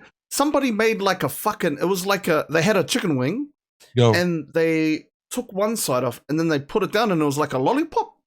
The chicken on it. Yeah, I seen that, bro. I seen that. But like, you can. Man, it's gonna look weird if I show it with my hands. Shall I show you? Show us, brother. Show us. Bro, like if this is a chicken wing, I don't know why I have this Lynx roll on here. Nah, this is gonna look weird. Nah, just do it, G. It's too bad. You're in single shot, brother. Go hard. I'm in single shot. So let's just imagine that this is a chicken wing, and the two bones are in here. Yeah. Yep. The way he got the lollipop one is he literally just grabbed the chicken from the top and squashed it, and that left the two bones up, turned it upside down, and then. Bro, how did that go again, bro? It's just one more time. See this? Nah, man. Come on, bro. The people want to see it, G. Come on. That's the technique, bro. Okay. The other technique is twist the bone, pull it out, twist the other bone, pull it out, and that's just pure chicken flesh, bro. See, but that's what you get with the breast piece. No. You can't make that comparison. Okay, bro. Other than, all right, we can't go steak and cheese, bro. Okay, we can't go steak and cheese. We're gonna put something up, bro. Give me three, bro. Three of the top ones. No steak and cheese, no mince and cheese pie, bro. What's a good pie that you've had, bro? Man, Mungavin Bakery here in Porirua have been one of the only bakeries that I've seen do a steak, cheese, bacon, and mushroom. Steak, cheese. Ooh, okay. All right, and that is, oh my, Okay. What's another one, my bro? Bro, I rate this pie, bro. The butter chicken pie from BP, bro. Chicken from the BP. From BP, the butter chicken pie. All right, brother. I got you. One more. And the next one, I'm gonna have to go with the Mrs. Mac chili and cheese pie, bro. Chili and cheese. All right. We got this poll up at the moment. Let's go, fams. One for the steak, cheese, bacon, mushroom. We got butter chicken pie from BP on the twos. And then we got well, we've already got someone with the Miss Mac chili cheese. Oh, told you, man. Oh, Jess knows what's up. Oh, man, we got some. Well, there we go. Okay. That's what I'm saying, bro. People don't know about these BP pies, bro. BP pies have gourmet pies, where you can get a gourmet steak and cheese that, to me, tastes the same as a bakery pie, and you pay more money for it. But it seems bigger, like the BP pies. All right, there's another brand called Jester's Pies. Oh, don't get me started on Jester's, G. I talked to Margin about this. Margin thought to me that Jester's is a very new thing, right? It's been up in Auckland, bro. It's been up in Auckland for ages, and that's where I found out about it. They overpay. It's just so much. It's too much, man. We're talking $6 for a pie. Yo, can't do that. I would pay for that. No, if the taste was. What was that again, brother? Just one. Nah, that's how I describe the taste, bro. Jester's is not the one, bro. No, but the reason why I say Jester's, I think Jester's fell off, is because they've actually got an office here in Porirua. Oh, they do? Johnsonville. Okay. They've got one in Johnsonville. And they had some crazy combos that made me like think, oh, now you're taking the piss. Yeah. Like they had kumara and something, which on paper sounds nice, but the execution was terrible. Bro, I went to it's been very interesting doing the bakery run, because now my DMs are just filled with fucking like, hey, bro, you need to go out here. Hey, bro, you need to go out here, right? But I went to this place in Kelston. Okay, they had some of the weirdest pies, like types of pies that I've ever seen. Like it was like a Willy Wonka, bro, of different types of pies, right? They had a lamb korma pie, right? That's one of them, for instance. That sounds scrumptious, bro. It does, brother. They had a fucking cheeseburger pie. Ooh, okay. Was that good? Well, there was no more left. It went out. Like we got there at like 11 o'clock and they were all gone. But I asked him what's in it, and so he puts a beef patty in the pie, and you got a little bit of gravy. So it's just a little bit of gravy, and then he does cheese sauce, like cheese sauce that you have in your broccoli or whatever, and then he puts a pickle and some mustard and tomato sauce, puts it in a pie, bro. I was like, you're trying too hard, my G. Yeah, see, I feel like modest is hottest. Oh, I like that. I respect that. Don't overthink it, bro. Don't overthink it to us, bro. Modest is hottest. Bro, I also found this place on Instagram too, bro, in Melbourne. And I'll put it up on screen, bro, and we'll have a look at it. But bro, they had some crazy shit going on. Yeah, they had some crazy shit going on. So I'll find it up now. But bro, where are the spots in Porirua, my bro? Where are the bakeries that I need to hit, my bro? Well, first of all, I'm going to be alongside you. You're not going to be hitting it by yourself. No doubt. We getting there. We've got Mungavin Bakery here. We've got the North City Bakery here. We've got the Family Bakery in Elston, which is 1 minute away from the Whitaker's Chocolate Factory. We've got a Corner Bakery here in the Centre in Porirua. BP, bro. Honestly, I think BP pies are pretty good, bro. Straight up. Yeah, mobile pies are trash. What else have we got here, bro? I'll make a drive out of Porirua, bro. I've got some spots out of Porirua. Oh, yo. Okay, bro. I found this place. Okay, I'm gonna show you this place. This place is called the Pie Thief in Melbourne. All right, here we go. We've got bro, like we're looking through right now. Okay, yeah, not too bad, but let's have a look at this one. This one is a roast chicken dinner pie, bro. It's got roast chicken, carrots, potatoes, made with a stuffing lid. Oh, okay. So the lid is made of stuffing, and some rich chicken gravy, bro. Thoughts? Trash.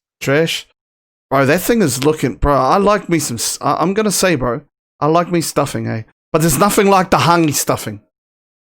Well, damn. The hangi stuffing is yeah, bro. Yeah. All right, let's have a. Bro. There's the stuffing pie. This is in Melbourne, so any of the whānau in Melbourne. Pie. But wait, this is a deciding factor for me, bro. Are these guys Kiwis? I don't know. I'm not too sure. I don't think so. Yeah. See, that's. See, look. Kiwis need. Look at this, bro. See that? So that it's an open pie, but they got the stuffing on the top. You know what I'm saying? Yo. Which I respect their. You know, they're trying something different. You know.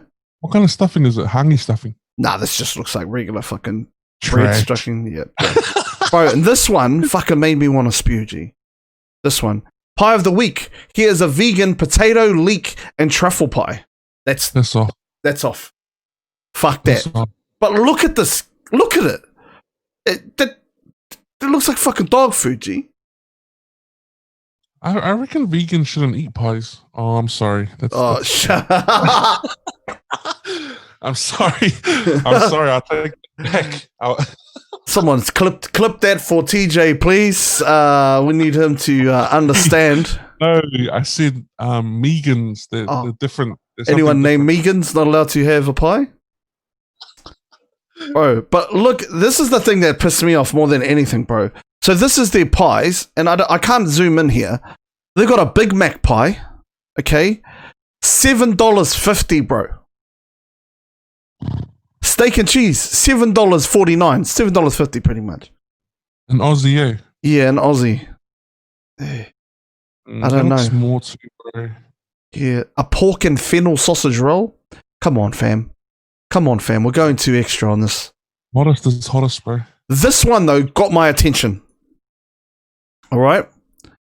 This is the pie of the week is brisket, bacon, and dirty American cheese. Like, I get down with this shit.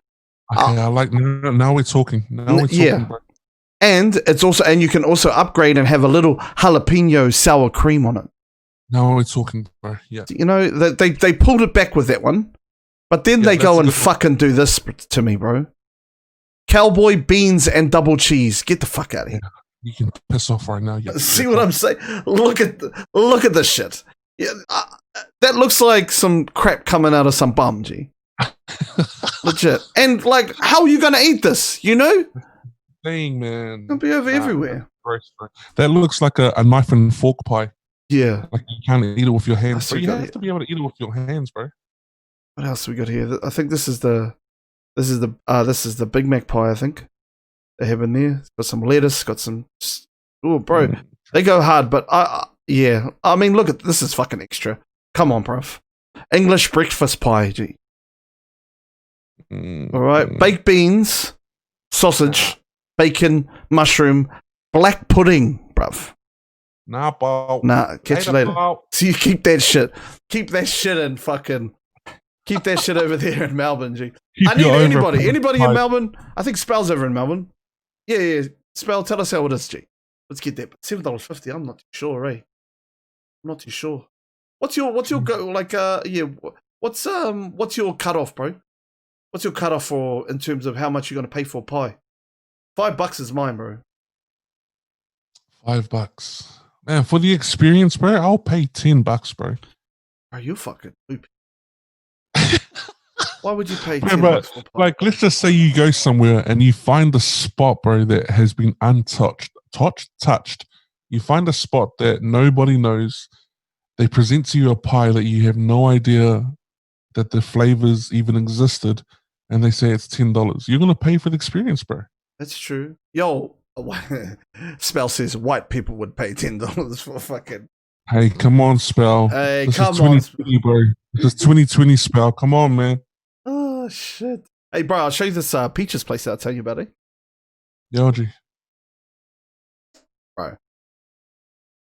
This is the new baller sandwich, bro. OG with cheese, coleslaw, and Nashville comeback sauce with a chicken patty / fried chicken under there, bro. We've got look at this, bro. You tell me, bro, if that came to your table, bro, you'd be a happy man, wouldn't you? Is that chicken? It's chicken, bro. Fried chicken. What kind of bread is that? Is it That brioche? looks like a no. I don't think that's a brioche, bro. I don't know. Looks like toasted. Like, look at us. Look at us over here, eh? Fucking hell, we got a. All I'm trying to say, bro, is that my palate has changed, bro. Really? Like, you know what used to be, we used to eat because it was there. Now I'm picking and choosing, bro. Now my palate has upgraded, and I don't like those Irvine's pies anymore. I want the Mrs. Max pies. You know what I mean? Bro, I don't like the golden circle pash, tropical punch. That stuff's like, give me that Dr. Pepper. Bro, don't give me go the Dr. Pepper, bro. Nah, you don't want to go there, G. Nah, my palate's changed, bro. There's nothing like a good golden pash, bro. Nah, the other golden pash that I had, she used to live in Tola now. But yeah, that's the only Bro, don't ever disrespect the golden pash again, my bro. Okay? No, but I will say the golden circle cream soda. Oh, wow. See, Look at this, eh? Ascension. Spell says ascension. That's true, bro. You're rising above.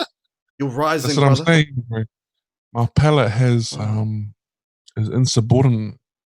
Bro, we're gonna have to poll that, bro. We're gonna have to poll that. Drink of choice. If you've got one choice, bro, either the golden pash, the cream soda, G, or the cream soda. Fuck, I know where I'm going. Bro, but even like so where I work right now, there's a dairy literally downstairs, bro.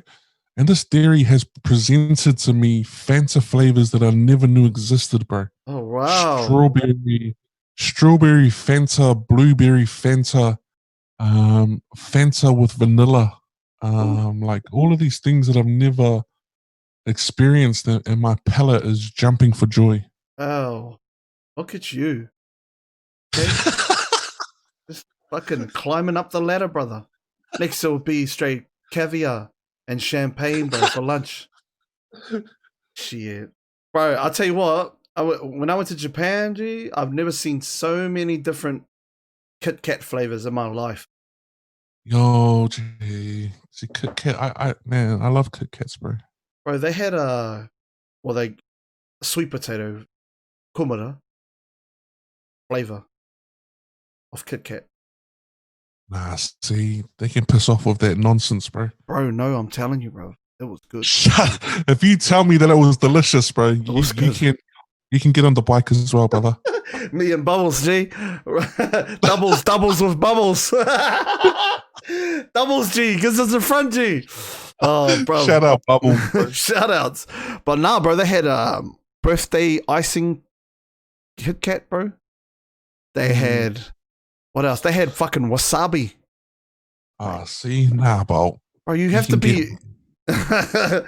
Bro, they go hard on the Kit Kats. They green tea. How can you have that as a chocolate, G? Nah, that's disrespectful to chocolate, man. Bro, Japanese are cut from a different cloth, my bro.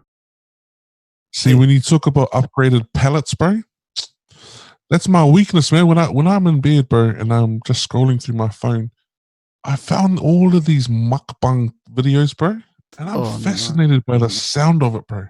Like, not only watching it, but the sound of it, bro. Maybe that's the next step, bro, for you. That's on ways, brother. Don't worry, that's on ways. That's on ways. Telling you, brother, you can make a killing with that shit. You know, get a good microphone, get it nice and close, put the gain up, bro. Just get a little going on, brother. You're in there. Oh, it's amazing. Does that sound cool? I think your noise gate took it off, bro. I couldn't really hear it. Oh shit! But bro, like for real, bro, Japan, man, they're different, bro. They eat some different shit over there, and not like bad stuff. Like it's not like fucking eating like crickets or anything. It's just like you never thought of that. Like there was like they sold like cauliflower, but it was like dipped in like white chocolate. It was good. Like it was weird, but it was good. What was the texture like? It was like a cauliflower. It was not like it was like it was boiled. I think it was boiled, but it wasn't like so boiled that it was like mushy. It's like a good like crunch to it, you know? That doesn't sound appealing at all, bro. Bro, but like when you're there, you try it. Like crab, for instance. Thick crab. When they have crab, bro, it's like fresh. Bro, that's what I'm saying. Like the videos that I've seen, bro, is of these little petite Chinese girls who have these monstrosity crabs, bro, and they break them. And bro, it's just amazing to watch. Like I think the first thing I think is, wow, how can she fit all of that in her mouth at the same time? And you know, brother, you fucking, you know, damn. Oh, fuck. Okay, this is getting out of hand, mate. Okay. No, but then secondly, it's how does she have enough strength to break it and then put it in and then just keep going. And that's when I'm like, oh man, say less. Bro, I could listen to that all night, I reckon.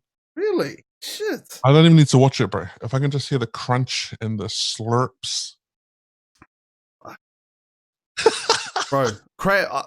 I've been to a couple of like all you can eat crab spots overseas. Fuck, bro. Tell you what, fuck. You never want to leave, bro. That sounds scrumptious, bro. All right, let's get another question in, brother. This is for just for kicks again. If you had a cultural day at work and you had a plate, why is KFC always acceptable as a Polynesian dish?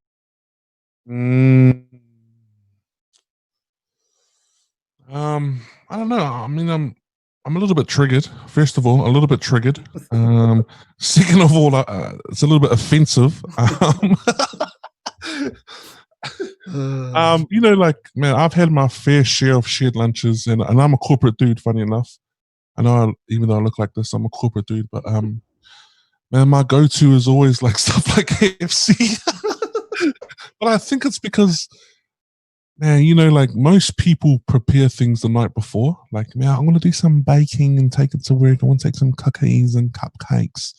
But for me, I'm just like, man, I haven't got time. I'm busy. I'll just go grinding this 4 hours on 2K. I'm almost at 99 right now. Shit, I can't do it. That's tough, bro. That's a good question though. Yo, bro, 100%. Maltese is always fry bread. Like, but I guess with fry bread you can eat it different ways. You know, you can put butter. You can have Nutella. Bro, this is where I think I was a little bit disrespectful.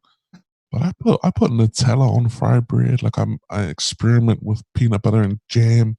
Like I've got a weird thing, bro. Like the only thing we had in the cupboard at the same time as fry bread was this chocolate sauce that you dip on ice cream, and I just put that on the fry bread, bro, and that was magical as well. Is that your go-to with the fry bread now? Do you just do the chocolate sauce? Right, bro.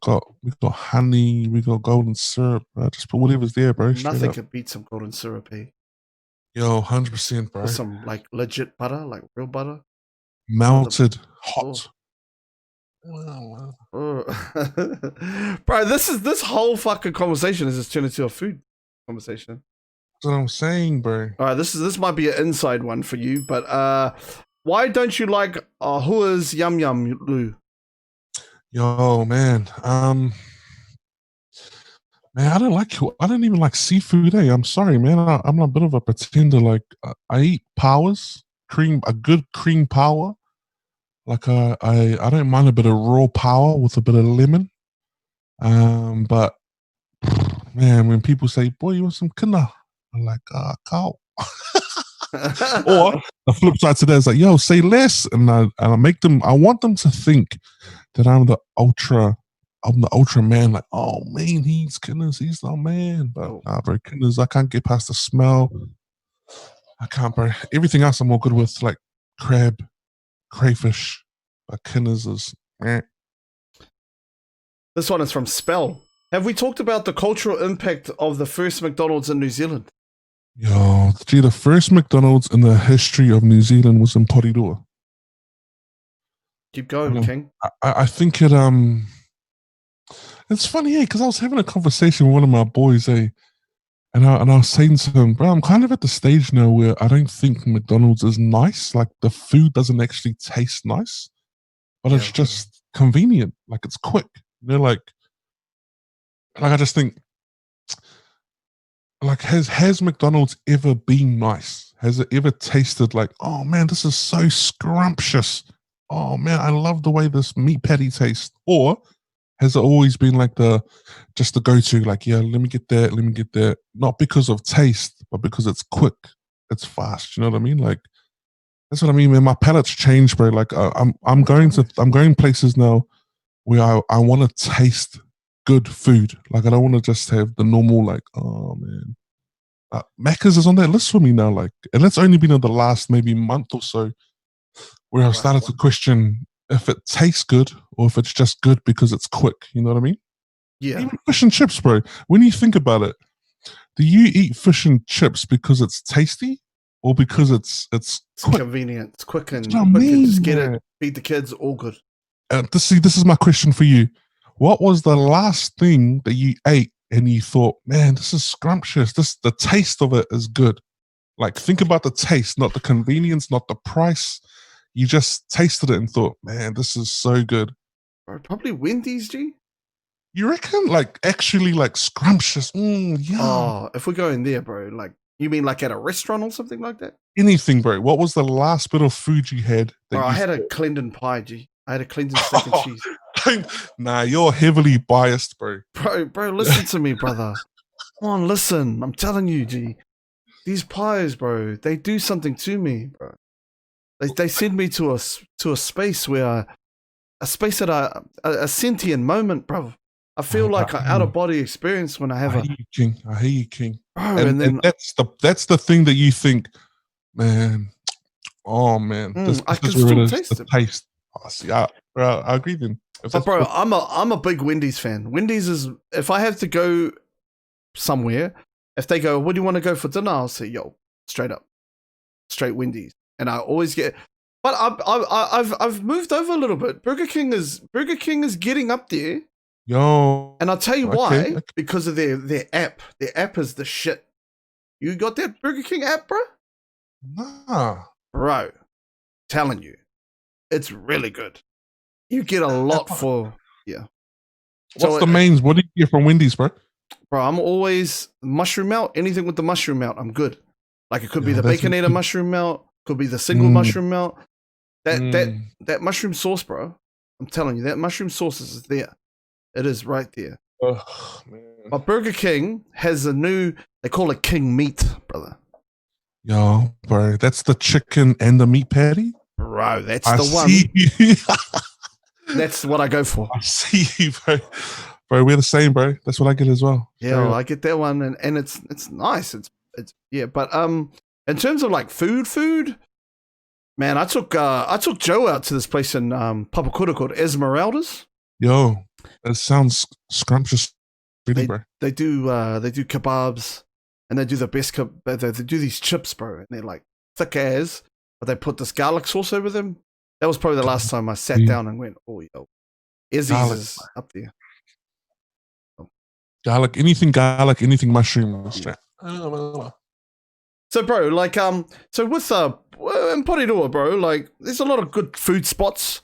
But like, bro, what's because you're a counselor, correct? On the council, yeah, Porirua. So how did that all come to play, bro? That's an awesome one, by the way. Yeah, thanks, man. Pretty crazy, yeah, pretty crazy concept. I don't know if I actually thought about what it was going to be like.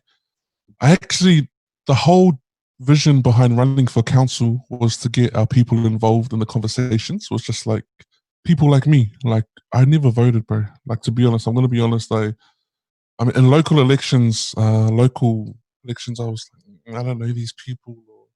You know, like I would only vote for people that I knew, or who I knew the most, if that makes sense.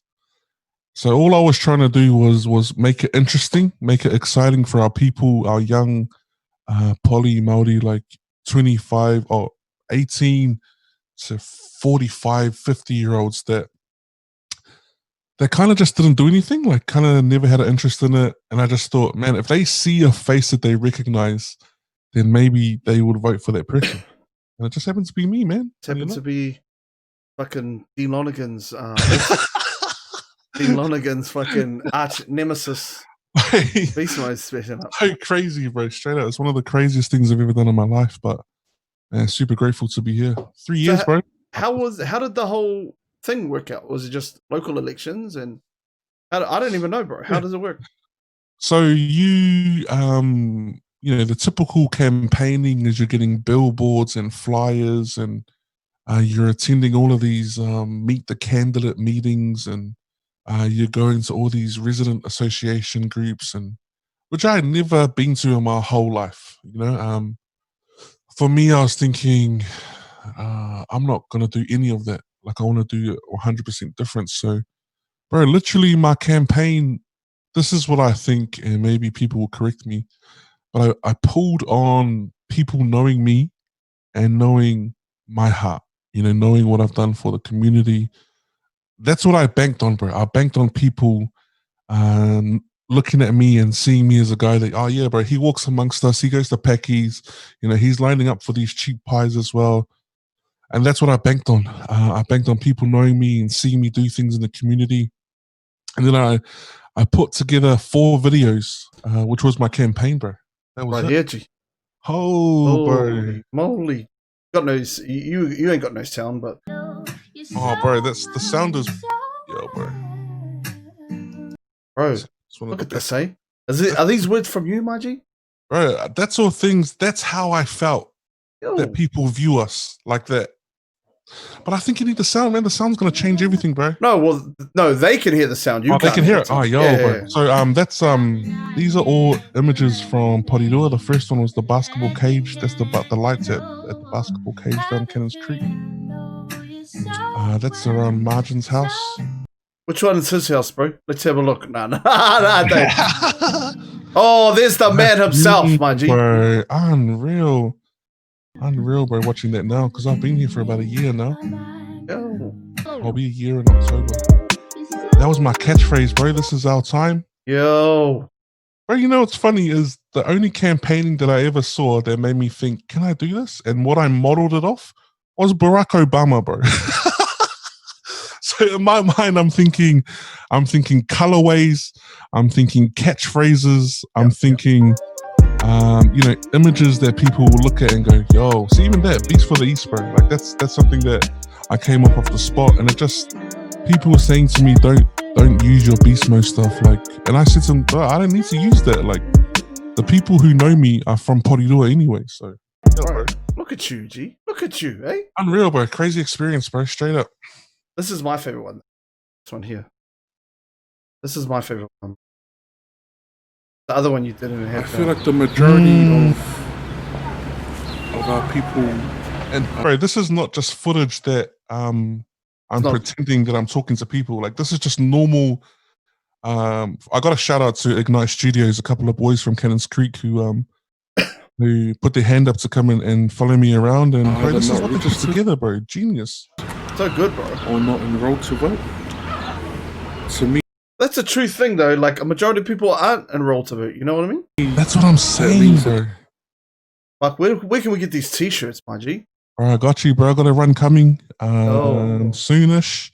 But I got you, bro. Say less. Switch it up, eh? I'll hook you up with some.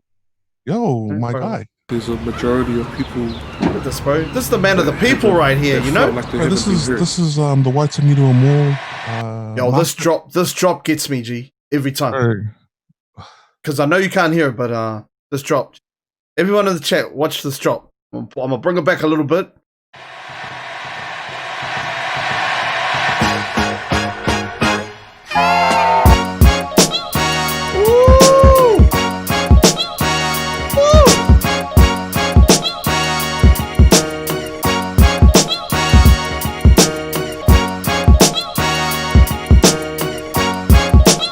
This bit. Bang.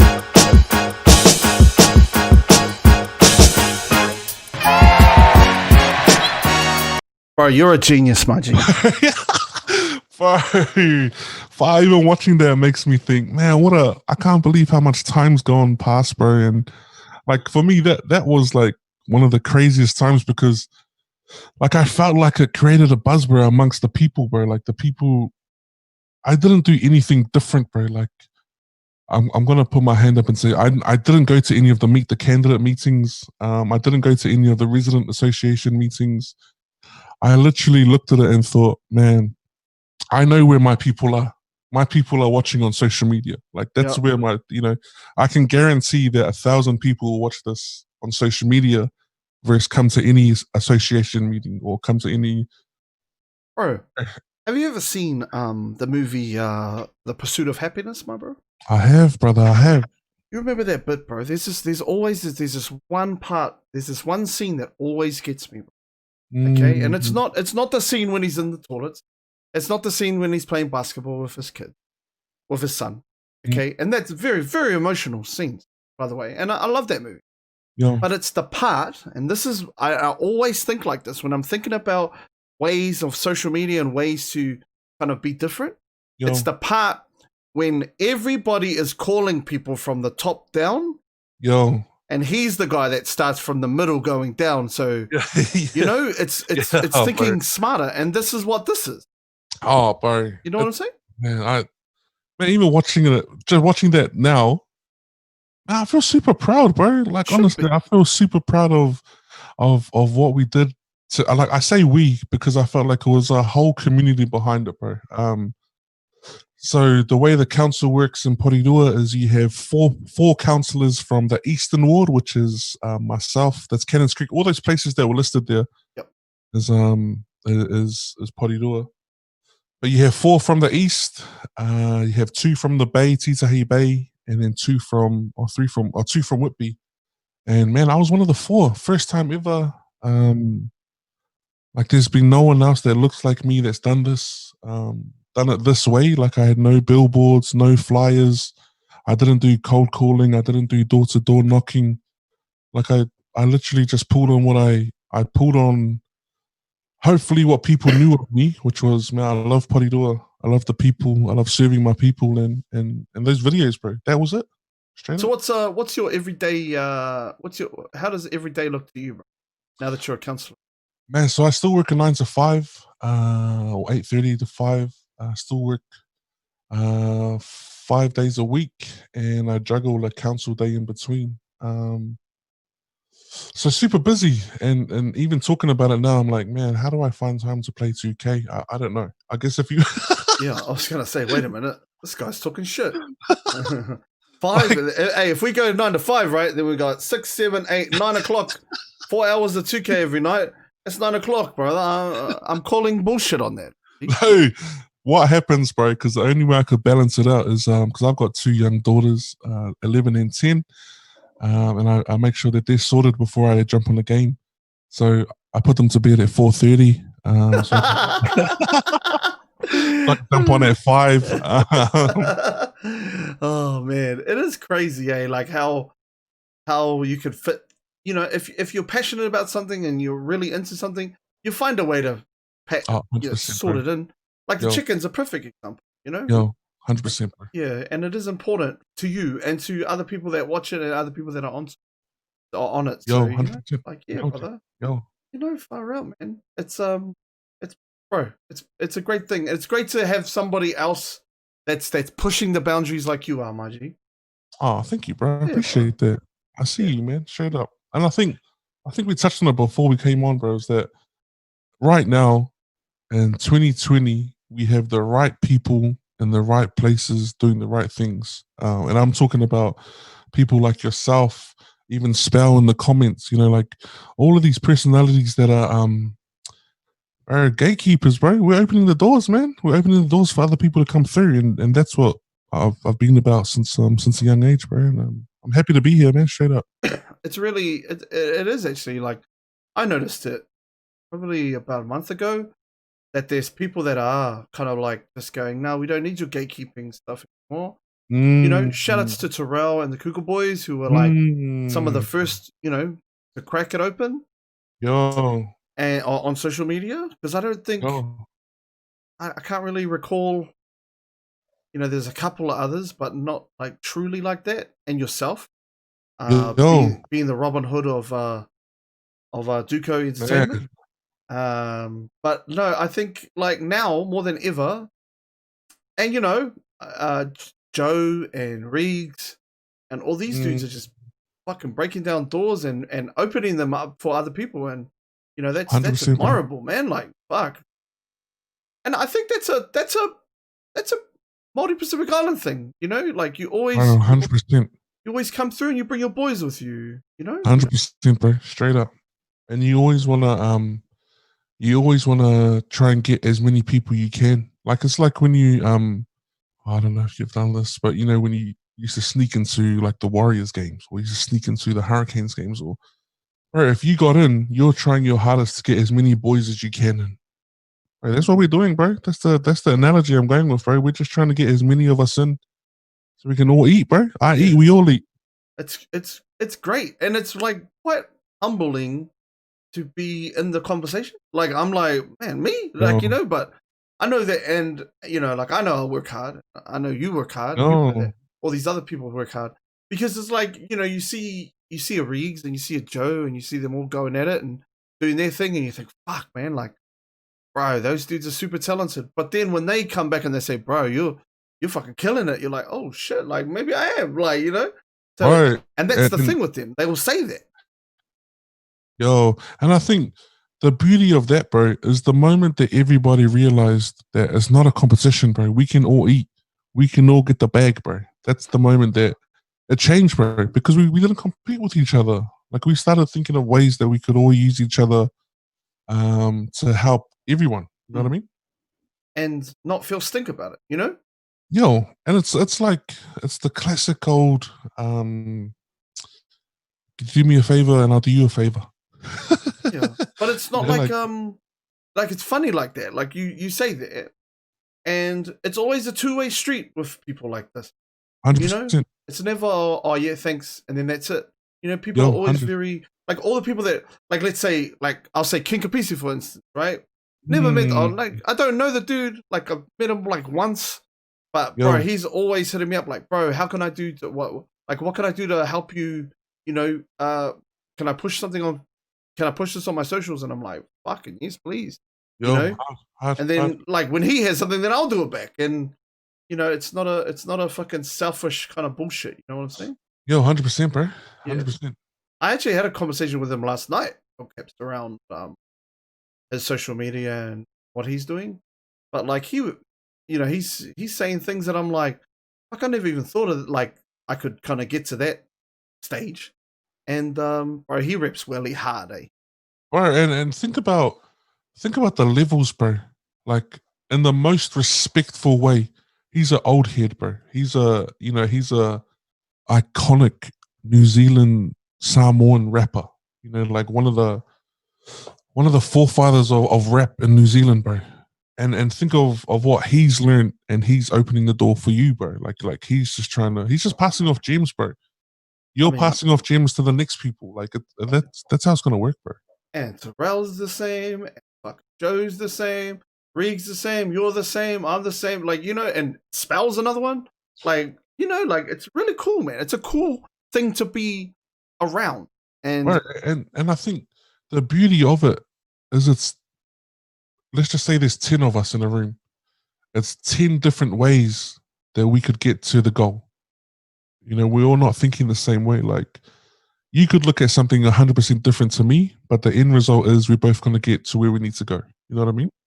Right, 10 views, and we all appreciate each other's views. Like it's not like your one is wrong, come this way. Like it's like, bro, I see you working, bro. I see that. Right, and that's what like for me, bro.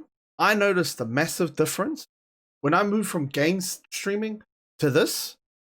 I noticed a massive difference from moving all my shit from Twitter, because Twitter, over to IG, and now IG has got all these people that are encouraging and going, bro, this is the shit. I love this. Whereas on Twitter, you'll get maybe 14, 15 people that say, this is great. I just like it. and then you're always gonna get, oh nah, this is fucking dumb. It's a very toxic environment, bro. Man, I'm happy. See, that's another one that I just didn't know how to use it, so I didn't do it. Yeah, bro, you dodged the bullet on that one. I mean, streamers are still on. Streamers are on Twitter, and that's where the streamers live, type thing. I don't know why they just live there. That's where they fucking get all their information. But bro, like the different there's a ceiling that I've broken through just by changing my goals and going, fuck, I'm just gonna bring everything. Or like, so now, like, I used to be all about Twitch. I was like, yo, I want to be partnered. I want to get all these things. I want to da da da. But then, like, when I realized, actually, like, there's more eyes looking that could possibly open up doorways and places that are on IG. And now I just use Twitch to live stream and create content for IG. I could change my opinions on it. All right, and what we spoke about before is exactly what you're doing on Twitch is what I'm doing on Facebook. I'm using Facebook as the stream, and then I'm chopping it up and putting it on IG. I love how you're doing that now too, bro. Yo, thanks, bro. Because you didn't used to, eh? Nah, that's what I mean. Like, it's kind of, it's if I wake up and I feel like, yo, I'm gonna push this out. Like I'm a weirdo, bro. As soon as we finish the chicken and we have our 2-hour debrief of the debrief, I watch the full chicken again. Like, I watch it. Right. Yeah, I love watching it. And I watch it, and I'm on 2K, and I'm in my career, but I watch it and I listen to what I think if the conversation sounds genuine, and then I just think, I watch it and I think, what parts do I think need to be shared so people can hear? And if I feel a type of way, like, man, like I posted a couple of them this week, man, those are stuff that I watched straight away and thought, man, this is a vibe, this is cool. Like, you know, I've never felt that way about my work, bro. Like, sure. And I'm just enjoying the journey, bro. Like, wherever the journey ends up, I'm happy either way, bro. And it really is the journey, you know. It's all about like enjoying getting to where you think you might get. But where do you think, like, chicken wise, where do you think the an ultimate end goal would be with that, brother? Man, you know, this is one of the things that that drives my wife wild. Is that I don't really plan. Hey, keep that to yourself, brother. Okay, put that in your pants, mate. Shit. No, it's like I don't plan ahead too far, if that makes sense. Yep. Like I'm kind of a day-to-day kind of person, and the way my mind works is like I said, bro, like wherever it ends up, it ends up. Like I don't really, I don't know. It's not a lack of drive, but I'm just grateful for whatever happens, bro. The chicken wise, whatever happens, like I've got these interviews already recorded in my back pocket, that I'm sleeping on them. I just don't know what to do with them. I'm nervous. Like I'm not on Spotify. I'm not on Apple. I'm not on YouTube. I'm learning, bro. I'm just learning to appreciate the craft and not be so critical of myself. You know what I mean? Yeah, but bro, like the content is amazing. You know? Bro, it's the beauty of having that many cool people in the same place, bro. It's gonna be magical regardless, bro. Yeah, but you pull it all together. Like you're very good at hosting. You know that. I know you know that. It's we spoke about this, bro. Like some people can yarn, and some people can make other people yarn. We're just lucky to be those kind of people, bro. We can drag out anything out of anybody. Yeah, and it's and like right now in the podcasting space in New Zealand, there's not a lot. Like, you know, there was Nate's, but he's kind of gone AWOL. We don't know where he is. And then then there's Joe started his stuff back up, which is cool. There's yourself, awesome, there's me, man. But there is other podcasters out there that just don't speak to the same kind of people, you know, to the tier. Oh man, and the demographic. And I think even like you said, like to be mentioned in that tier, or that's a win for me, bro. Straight up, to be mentioned amongst the names that you mentioned. I'm like, man, this feels so good at this table, man. Oh, fuck.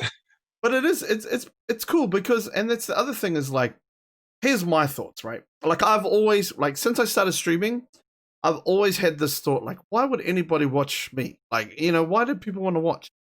And then I figured it out, and this is what I figured it out first and foremost. It was like, everybody kind of knows a dude like, but never gets to hang, or never like hangs out with them too much. Like the white moldy fella who talks really fast or talks a lot of smack, and it's really fun. Like fun. I don't want to say funny because but is really witty. And they all know that kind of person, but they don't see it. And it's the same with you guys. Like a lot of people don't have those people in their circle, but they know of people. Yeah, 100%. And I think, man, the chicken's has done awesome things. See, again, the win for me with the chicken is not the people who are there, but the conversations that we're having, bro. That's the win for me. Like we've been able to have some robust conversations around things that aren't really talked about. Like again, I'm going back to mental health. I'm going back to the name itself, the chicken. Like it's literally just a chicken on those around you. Reasons why I was thinking because man, men don't do it enough, and we lose too many men, bro. We lose too many men to the battle, and I'm just thinking, this is my part. This is how I can help in that fight. And you got to be the change that you want to see, right? 100%, brother. 100%. That's what it's all about. We have to, I think, things like this is, like the conversations, there's robust, hard conversation are being had, but in a fun way. You know what I mean? And I think that's what resonates to our men. Like, I think we would rather laugh than cry about something. You know what I mean? Like, yeah. And, like we all roast and have fun and things like that, but, it's kind of sugarcoating the meaning, of what we're trying to do. Let's all have fun, but let's talk about some hard shit. Yeah, 100%, bro. 100%. All right, brother. Let's get into some quick fire questions, eh? Yo, say less. All right, brother. What's the Macca's order, bro? I know you don't not really the Macca's kind of a guy, but what's the Macca's order? I made myself sound really stingy. You have, bro. See, this is a hot take, bro. I don't eat ketchup. I don't eat mayonnaise. Like, so all my burgers are plain burgers, bro. If you don't know what plain burgers are from McDonald's, then we can't be friends. Bro, I've never met somebody as bougie as you, my G. I don't have ketchup. What the fuck? What do you mean you don't have ketchup? Man, this is a safe space, man. Don't do that. But I don't eat ketchup and I don't eat mayonnaise. So all my burgers are plain, regardless of where it's from. If it's from Macca's or from BK, it's always the meat and the cheese, bro. Straight up.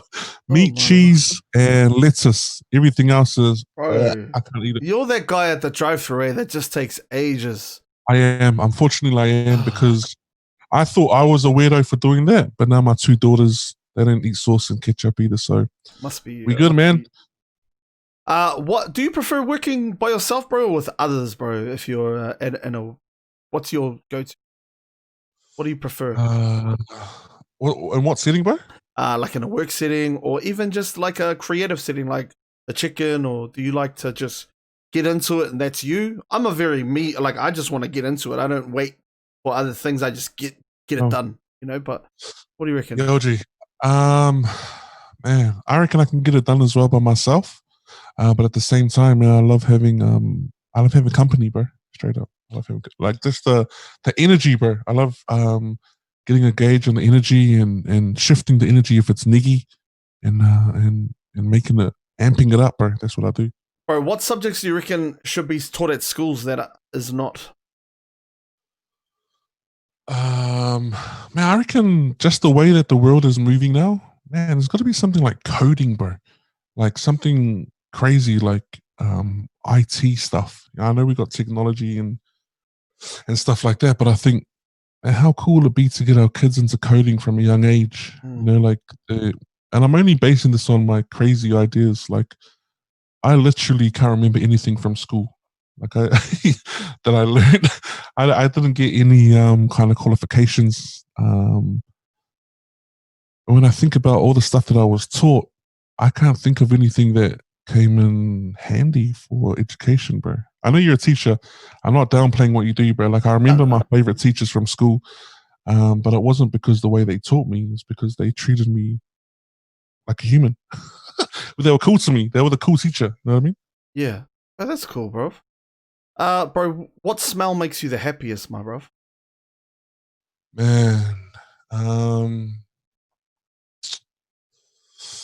what smell? I'm gonna have to say, either KFC or the Whittaker's chocolate, bro. Yeah. Yeah, bro, those smells are amazing. If we're talking about smellies, bro, Calvin Klein for men. Oh. I don't mind a bit of that. I don't mind a bit of Beyonce. Shit. You're talking my language now, brother. What's the go-to links, my G? Bro, say less, brother. We all know it's Africa, man. It is, brother. Shout outs to Terrell, my G. Oh, bro, I'll go there. I don't give a fuck. He's not here. He's not even watching. Shit. Bro, what was your first job, man? What'd you get? What was your first ever paycheck from a job, like a proper job, not the kind of jobs you get at the back of the woodsheds in Altia? At the back of the toilets, brother. Well, I was quite lucky, My mum was a manager at ANZ call centre. So I left school and went to Whitireia. I bombed out of Whitireia and she got me a job at ANZ, bro, in the call centre. Oh, and Whitireia. Hey, yo, it's pumped out a couple of... It's pumped out some legends, mate. Bro, thank God for Benny's Whitireia. Spell? Is he? Yeah, bro. No way. Spell's from there, bro. He went to Whitireia. What did he study? That was that DJ music course. Oh, the DJ one with DJ Raw? Yeah, bruv. Caleb, the former singer of Sons of Zion, came from there. Yeah, bro, we've had a lot. Oh, Zanos, the drummer, he came from there as well. What about Casey Rarere, bro? You know him? Yo, Case, did he come from Whitireia? Yeah, bro, he used to work there. Nah. Yeah, he did the DJ thing, the DJ course. Holy. Yeah, bro. Buzzy. Bro, I don't know if Ben, you know Ben Usoja. Yo, yeah, man. He's the man. I like Ben. Hey. He's the man. And I think Tyler might have had. Yeah, I think he had a path to do there as well. Yeah, you're right, bro. What's your favorite thing about being a counselor, bro? Right now. My favorite thing about being a counselor, your job, bro. Like it's given me, people respect me, bro. What? Different types of people respect me. Nah, right. Listen when I say this, bro. Okay. Like growing up in Porirua, I've always had respect from people, my people. You know, regardless if I was in the council or not. But being in the council and having the title of councillor makes another group of people respect me more, if that makes sense. Okay. A group of people that wouldn't necessarily give me the time of day, but because I've got the title, it's like, hey, like classic example, whenever I go to something, it's like, hello, councillor. Like, I would have never been acknowledged as anything. Like, you know, like, but to go into rooms and meetings where people are like, hello, councillor, here's your seat here, you know, just things like that, bro. That's probably the craziest thing about it. Oh, that's lame, bro. The group of people, I'm not going to say it because it sounds racist. Okay, never mind. Hey, don't get yourself thrown off. You just got on. Okay. What's your silliest fear, bro? My silliest fear? But I have a fear of falling over in front of people, eh? Wow, okay. Because I'm just thinking people might see my butt crack. So you've got a fear of showing your butt crack? Right. No, is that not embarrassing? You know what I mean? Yeah. Like, I just think if I was to fall over, people are either going to laugh or be terribly like, oh my gosh, help him. Yeah. You know, like, and if I try and get it myself, there's a slight 50% chance that my pants is going to be halfway down my ass. 50. That's fucking generous, man. Bro, what was the go-to cartoons growing up, bro, for you? Cartoons, man. I grew up on He-Man. Ninja Turtles, Toxic Crusader. Speak to me, King. Toxic Crusader was good. Bro, I don't know why I was fascinated by him. Like, I So looked was up I. to him, bro. Is that crazy? Eh? I downloaded the. I thought, oh man, I'm going to download it and show my kids. Bro, only one season. And did they like it? They were like, this is trash.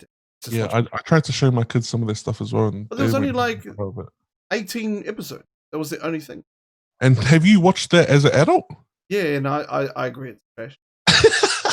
I was like, damn, I got into this? Like, I didn't do the anime thing. I didn't do the Dragon Ball Z thing. Like, I don't know why. And Spell hit up James Bond Jr. You remember that shit? Mm. On the morning and Channel 2. Holy James Bond Jr. I can't remember the words. Captain Planet? Yeah, Captain Planet is. Back when cartoons were awesome, bro. Yeah. They went Scooby-Doo, bro. Scooby-Doo used to be cool, man. Yo, Scooby-Dooby-Doo, where are you? See, man, I remember that shit. Oh, bro, that's what I was watching, man. Yo, man, what else was... Bro, when I got Disney Plus, bro, I watched the whole Gargoyles. And was that trash? No. It's good. Holds up, bro. It's very good. See, like, you know, when you watch things back as an adult, it doesn't hit the same, bro. Like, bro, I used to idolize Van Damme growing up. Van Damme was always like, holy, and I watched Kickboxer one is always a staple. Okay, don't disrespect Kickboxer. I'm sorry, I'm not going to do that. But I watched Street Fighter where he was Guile. Oh, that was horrible. Super trash, bro. Oh, yeah. Super trash. Like Kickboxer, bro, the best scene, bro. Which one? You know which one. When he gets drunk in the pub. In the pub, and he's dancing. Down, and then and it kicks him in the balls. Dude. It's the best, man. Oh man, fucking hell! But no, there was some good ones on there, eh? Bro, do you have the pineapple on the pizza, bro? Let's talk to this bougie motherfucker. Do you have the pineapple? Depends on what kind of pineapple. If it's from Hawaii, if it's crushed or if it's diced. I don't mind the pineapple, bro. I'm going to be honest. I don't mind it. I don't know why everybody has a big suki about it. I don't know, bro. Like, if you know any Rarotongans, bro, Rarotongans have the most craziest combos, worse than pineapple on pizzas, bro. What's bananas? They eat bananas, yellow bananas. I don't know why I'm holding my links roll on. Yellow bananas, with anything.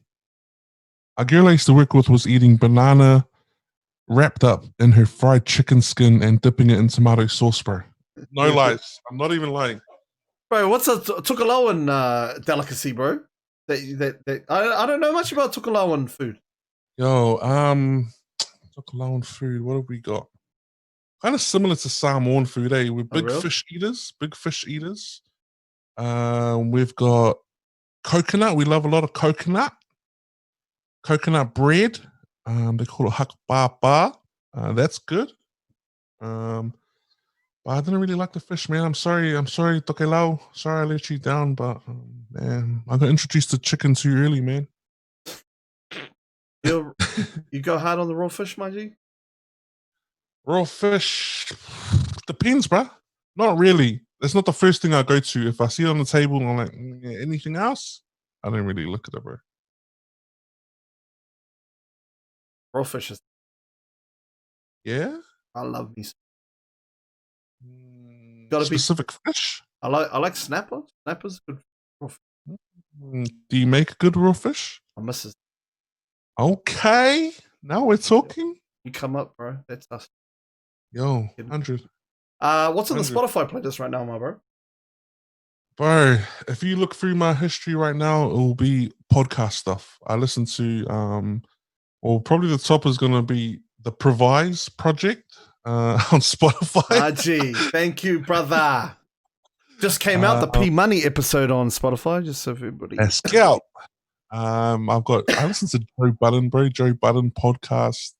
Kind of fell off Joe Rogan. He was kind of a bit too out there for me. But I've got a bit of 1-4 in there. I got a crazy little playlist, bro. Backstreet Boys, NSYNC, and then NWA. Like it's a toxic playlist, bro. Bro, I have this idea, bro. I wanna hit you up. Okay? Yo, bro.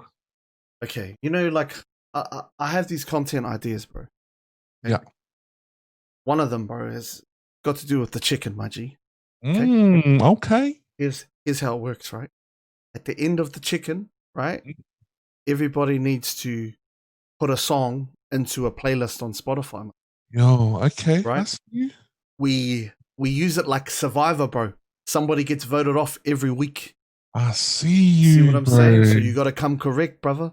You got to come and you got to, you got to be like, hey, we're gonna, you have certain themes at the end of the week, bruv. Nah, cuz you're out of here. I like that, bro. Anyway, just we'll play around with that, bro, and tinker with it. That sounds cool, bro. Sounds real cool. What's your go-to Disney princess, G? Boom. Disney princess. Anna from Frozen. Ooh. Can't go past the Pocahontas with me, bro. Pocahontas or Jasmine. Oh, Jasmine. Okay. Jasmine's got some hips, my bro. Bro, I went to here's a funny story. I went to Disneyland, bro. Yeah. I took a bunch of basketball boys and we went over to LA. And I said, okay, we're going to Disneyland. So we went to Disneyland, bro, and Moana was there, right? Scrumptious. I go up to Moana and I said, kia ora, Moana. Mexican, G. No. It was straight Mexican. Disrespecting the cultural appropriation. I was like, come on now. You could tell. She started talking and I was just like, fuck this. Oh.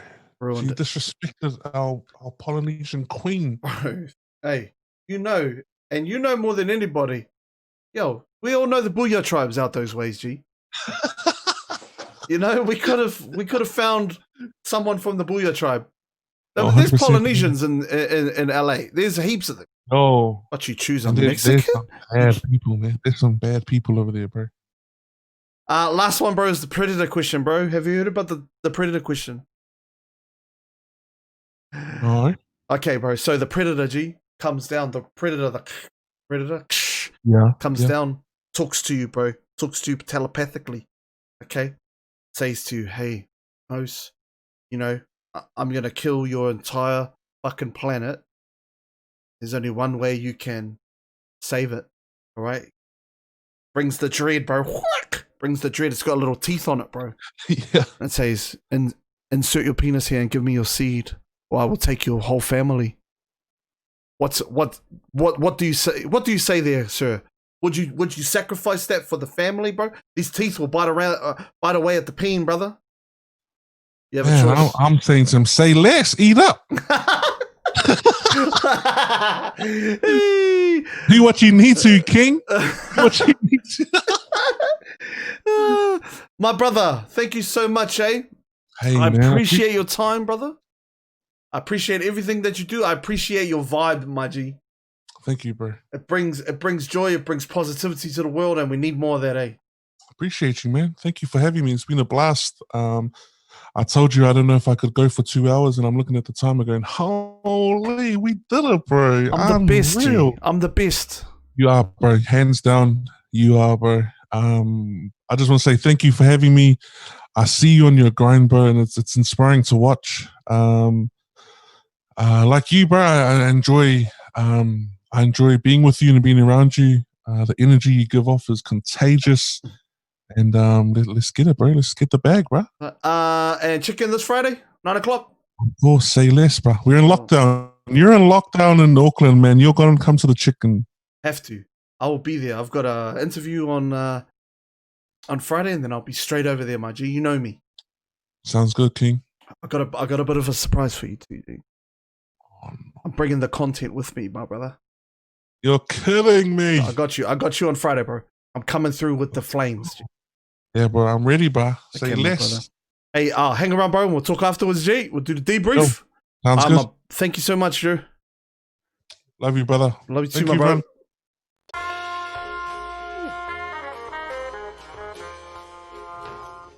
All right, fun now. That's us, fams. Thank you so much. Thank you.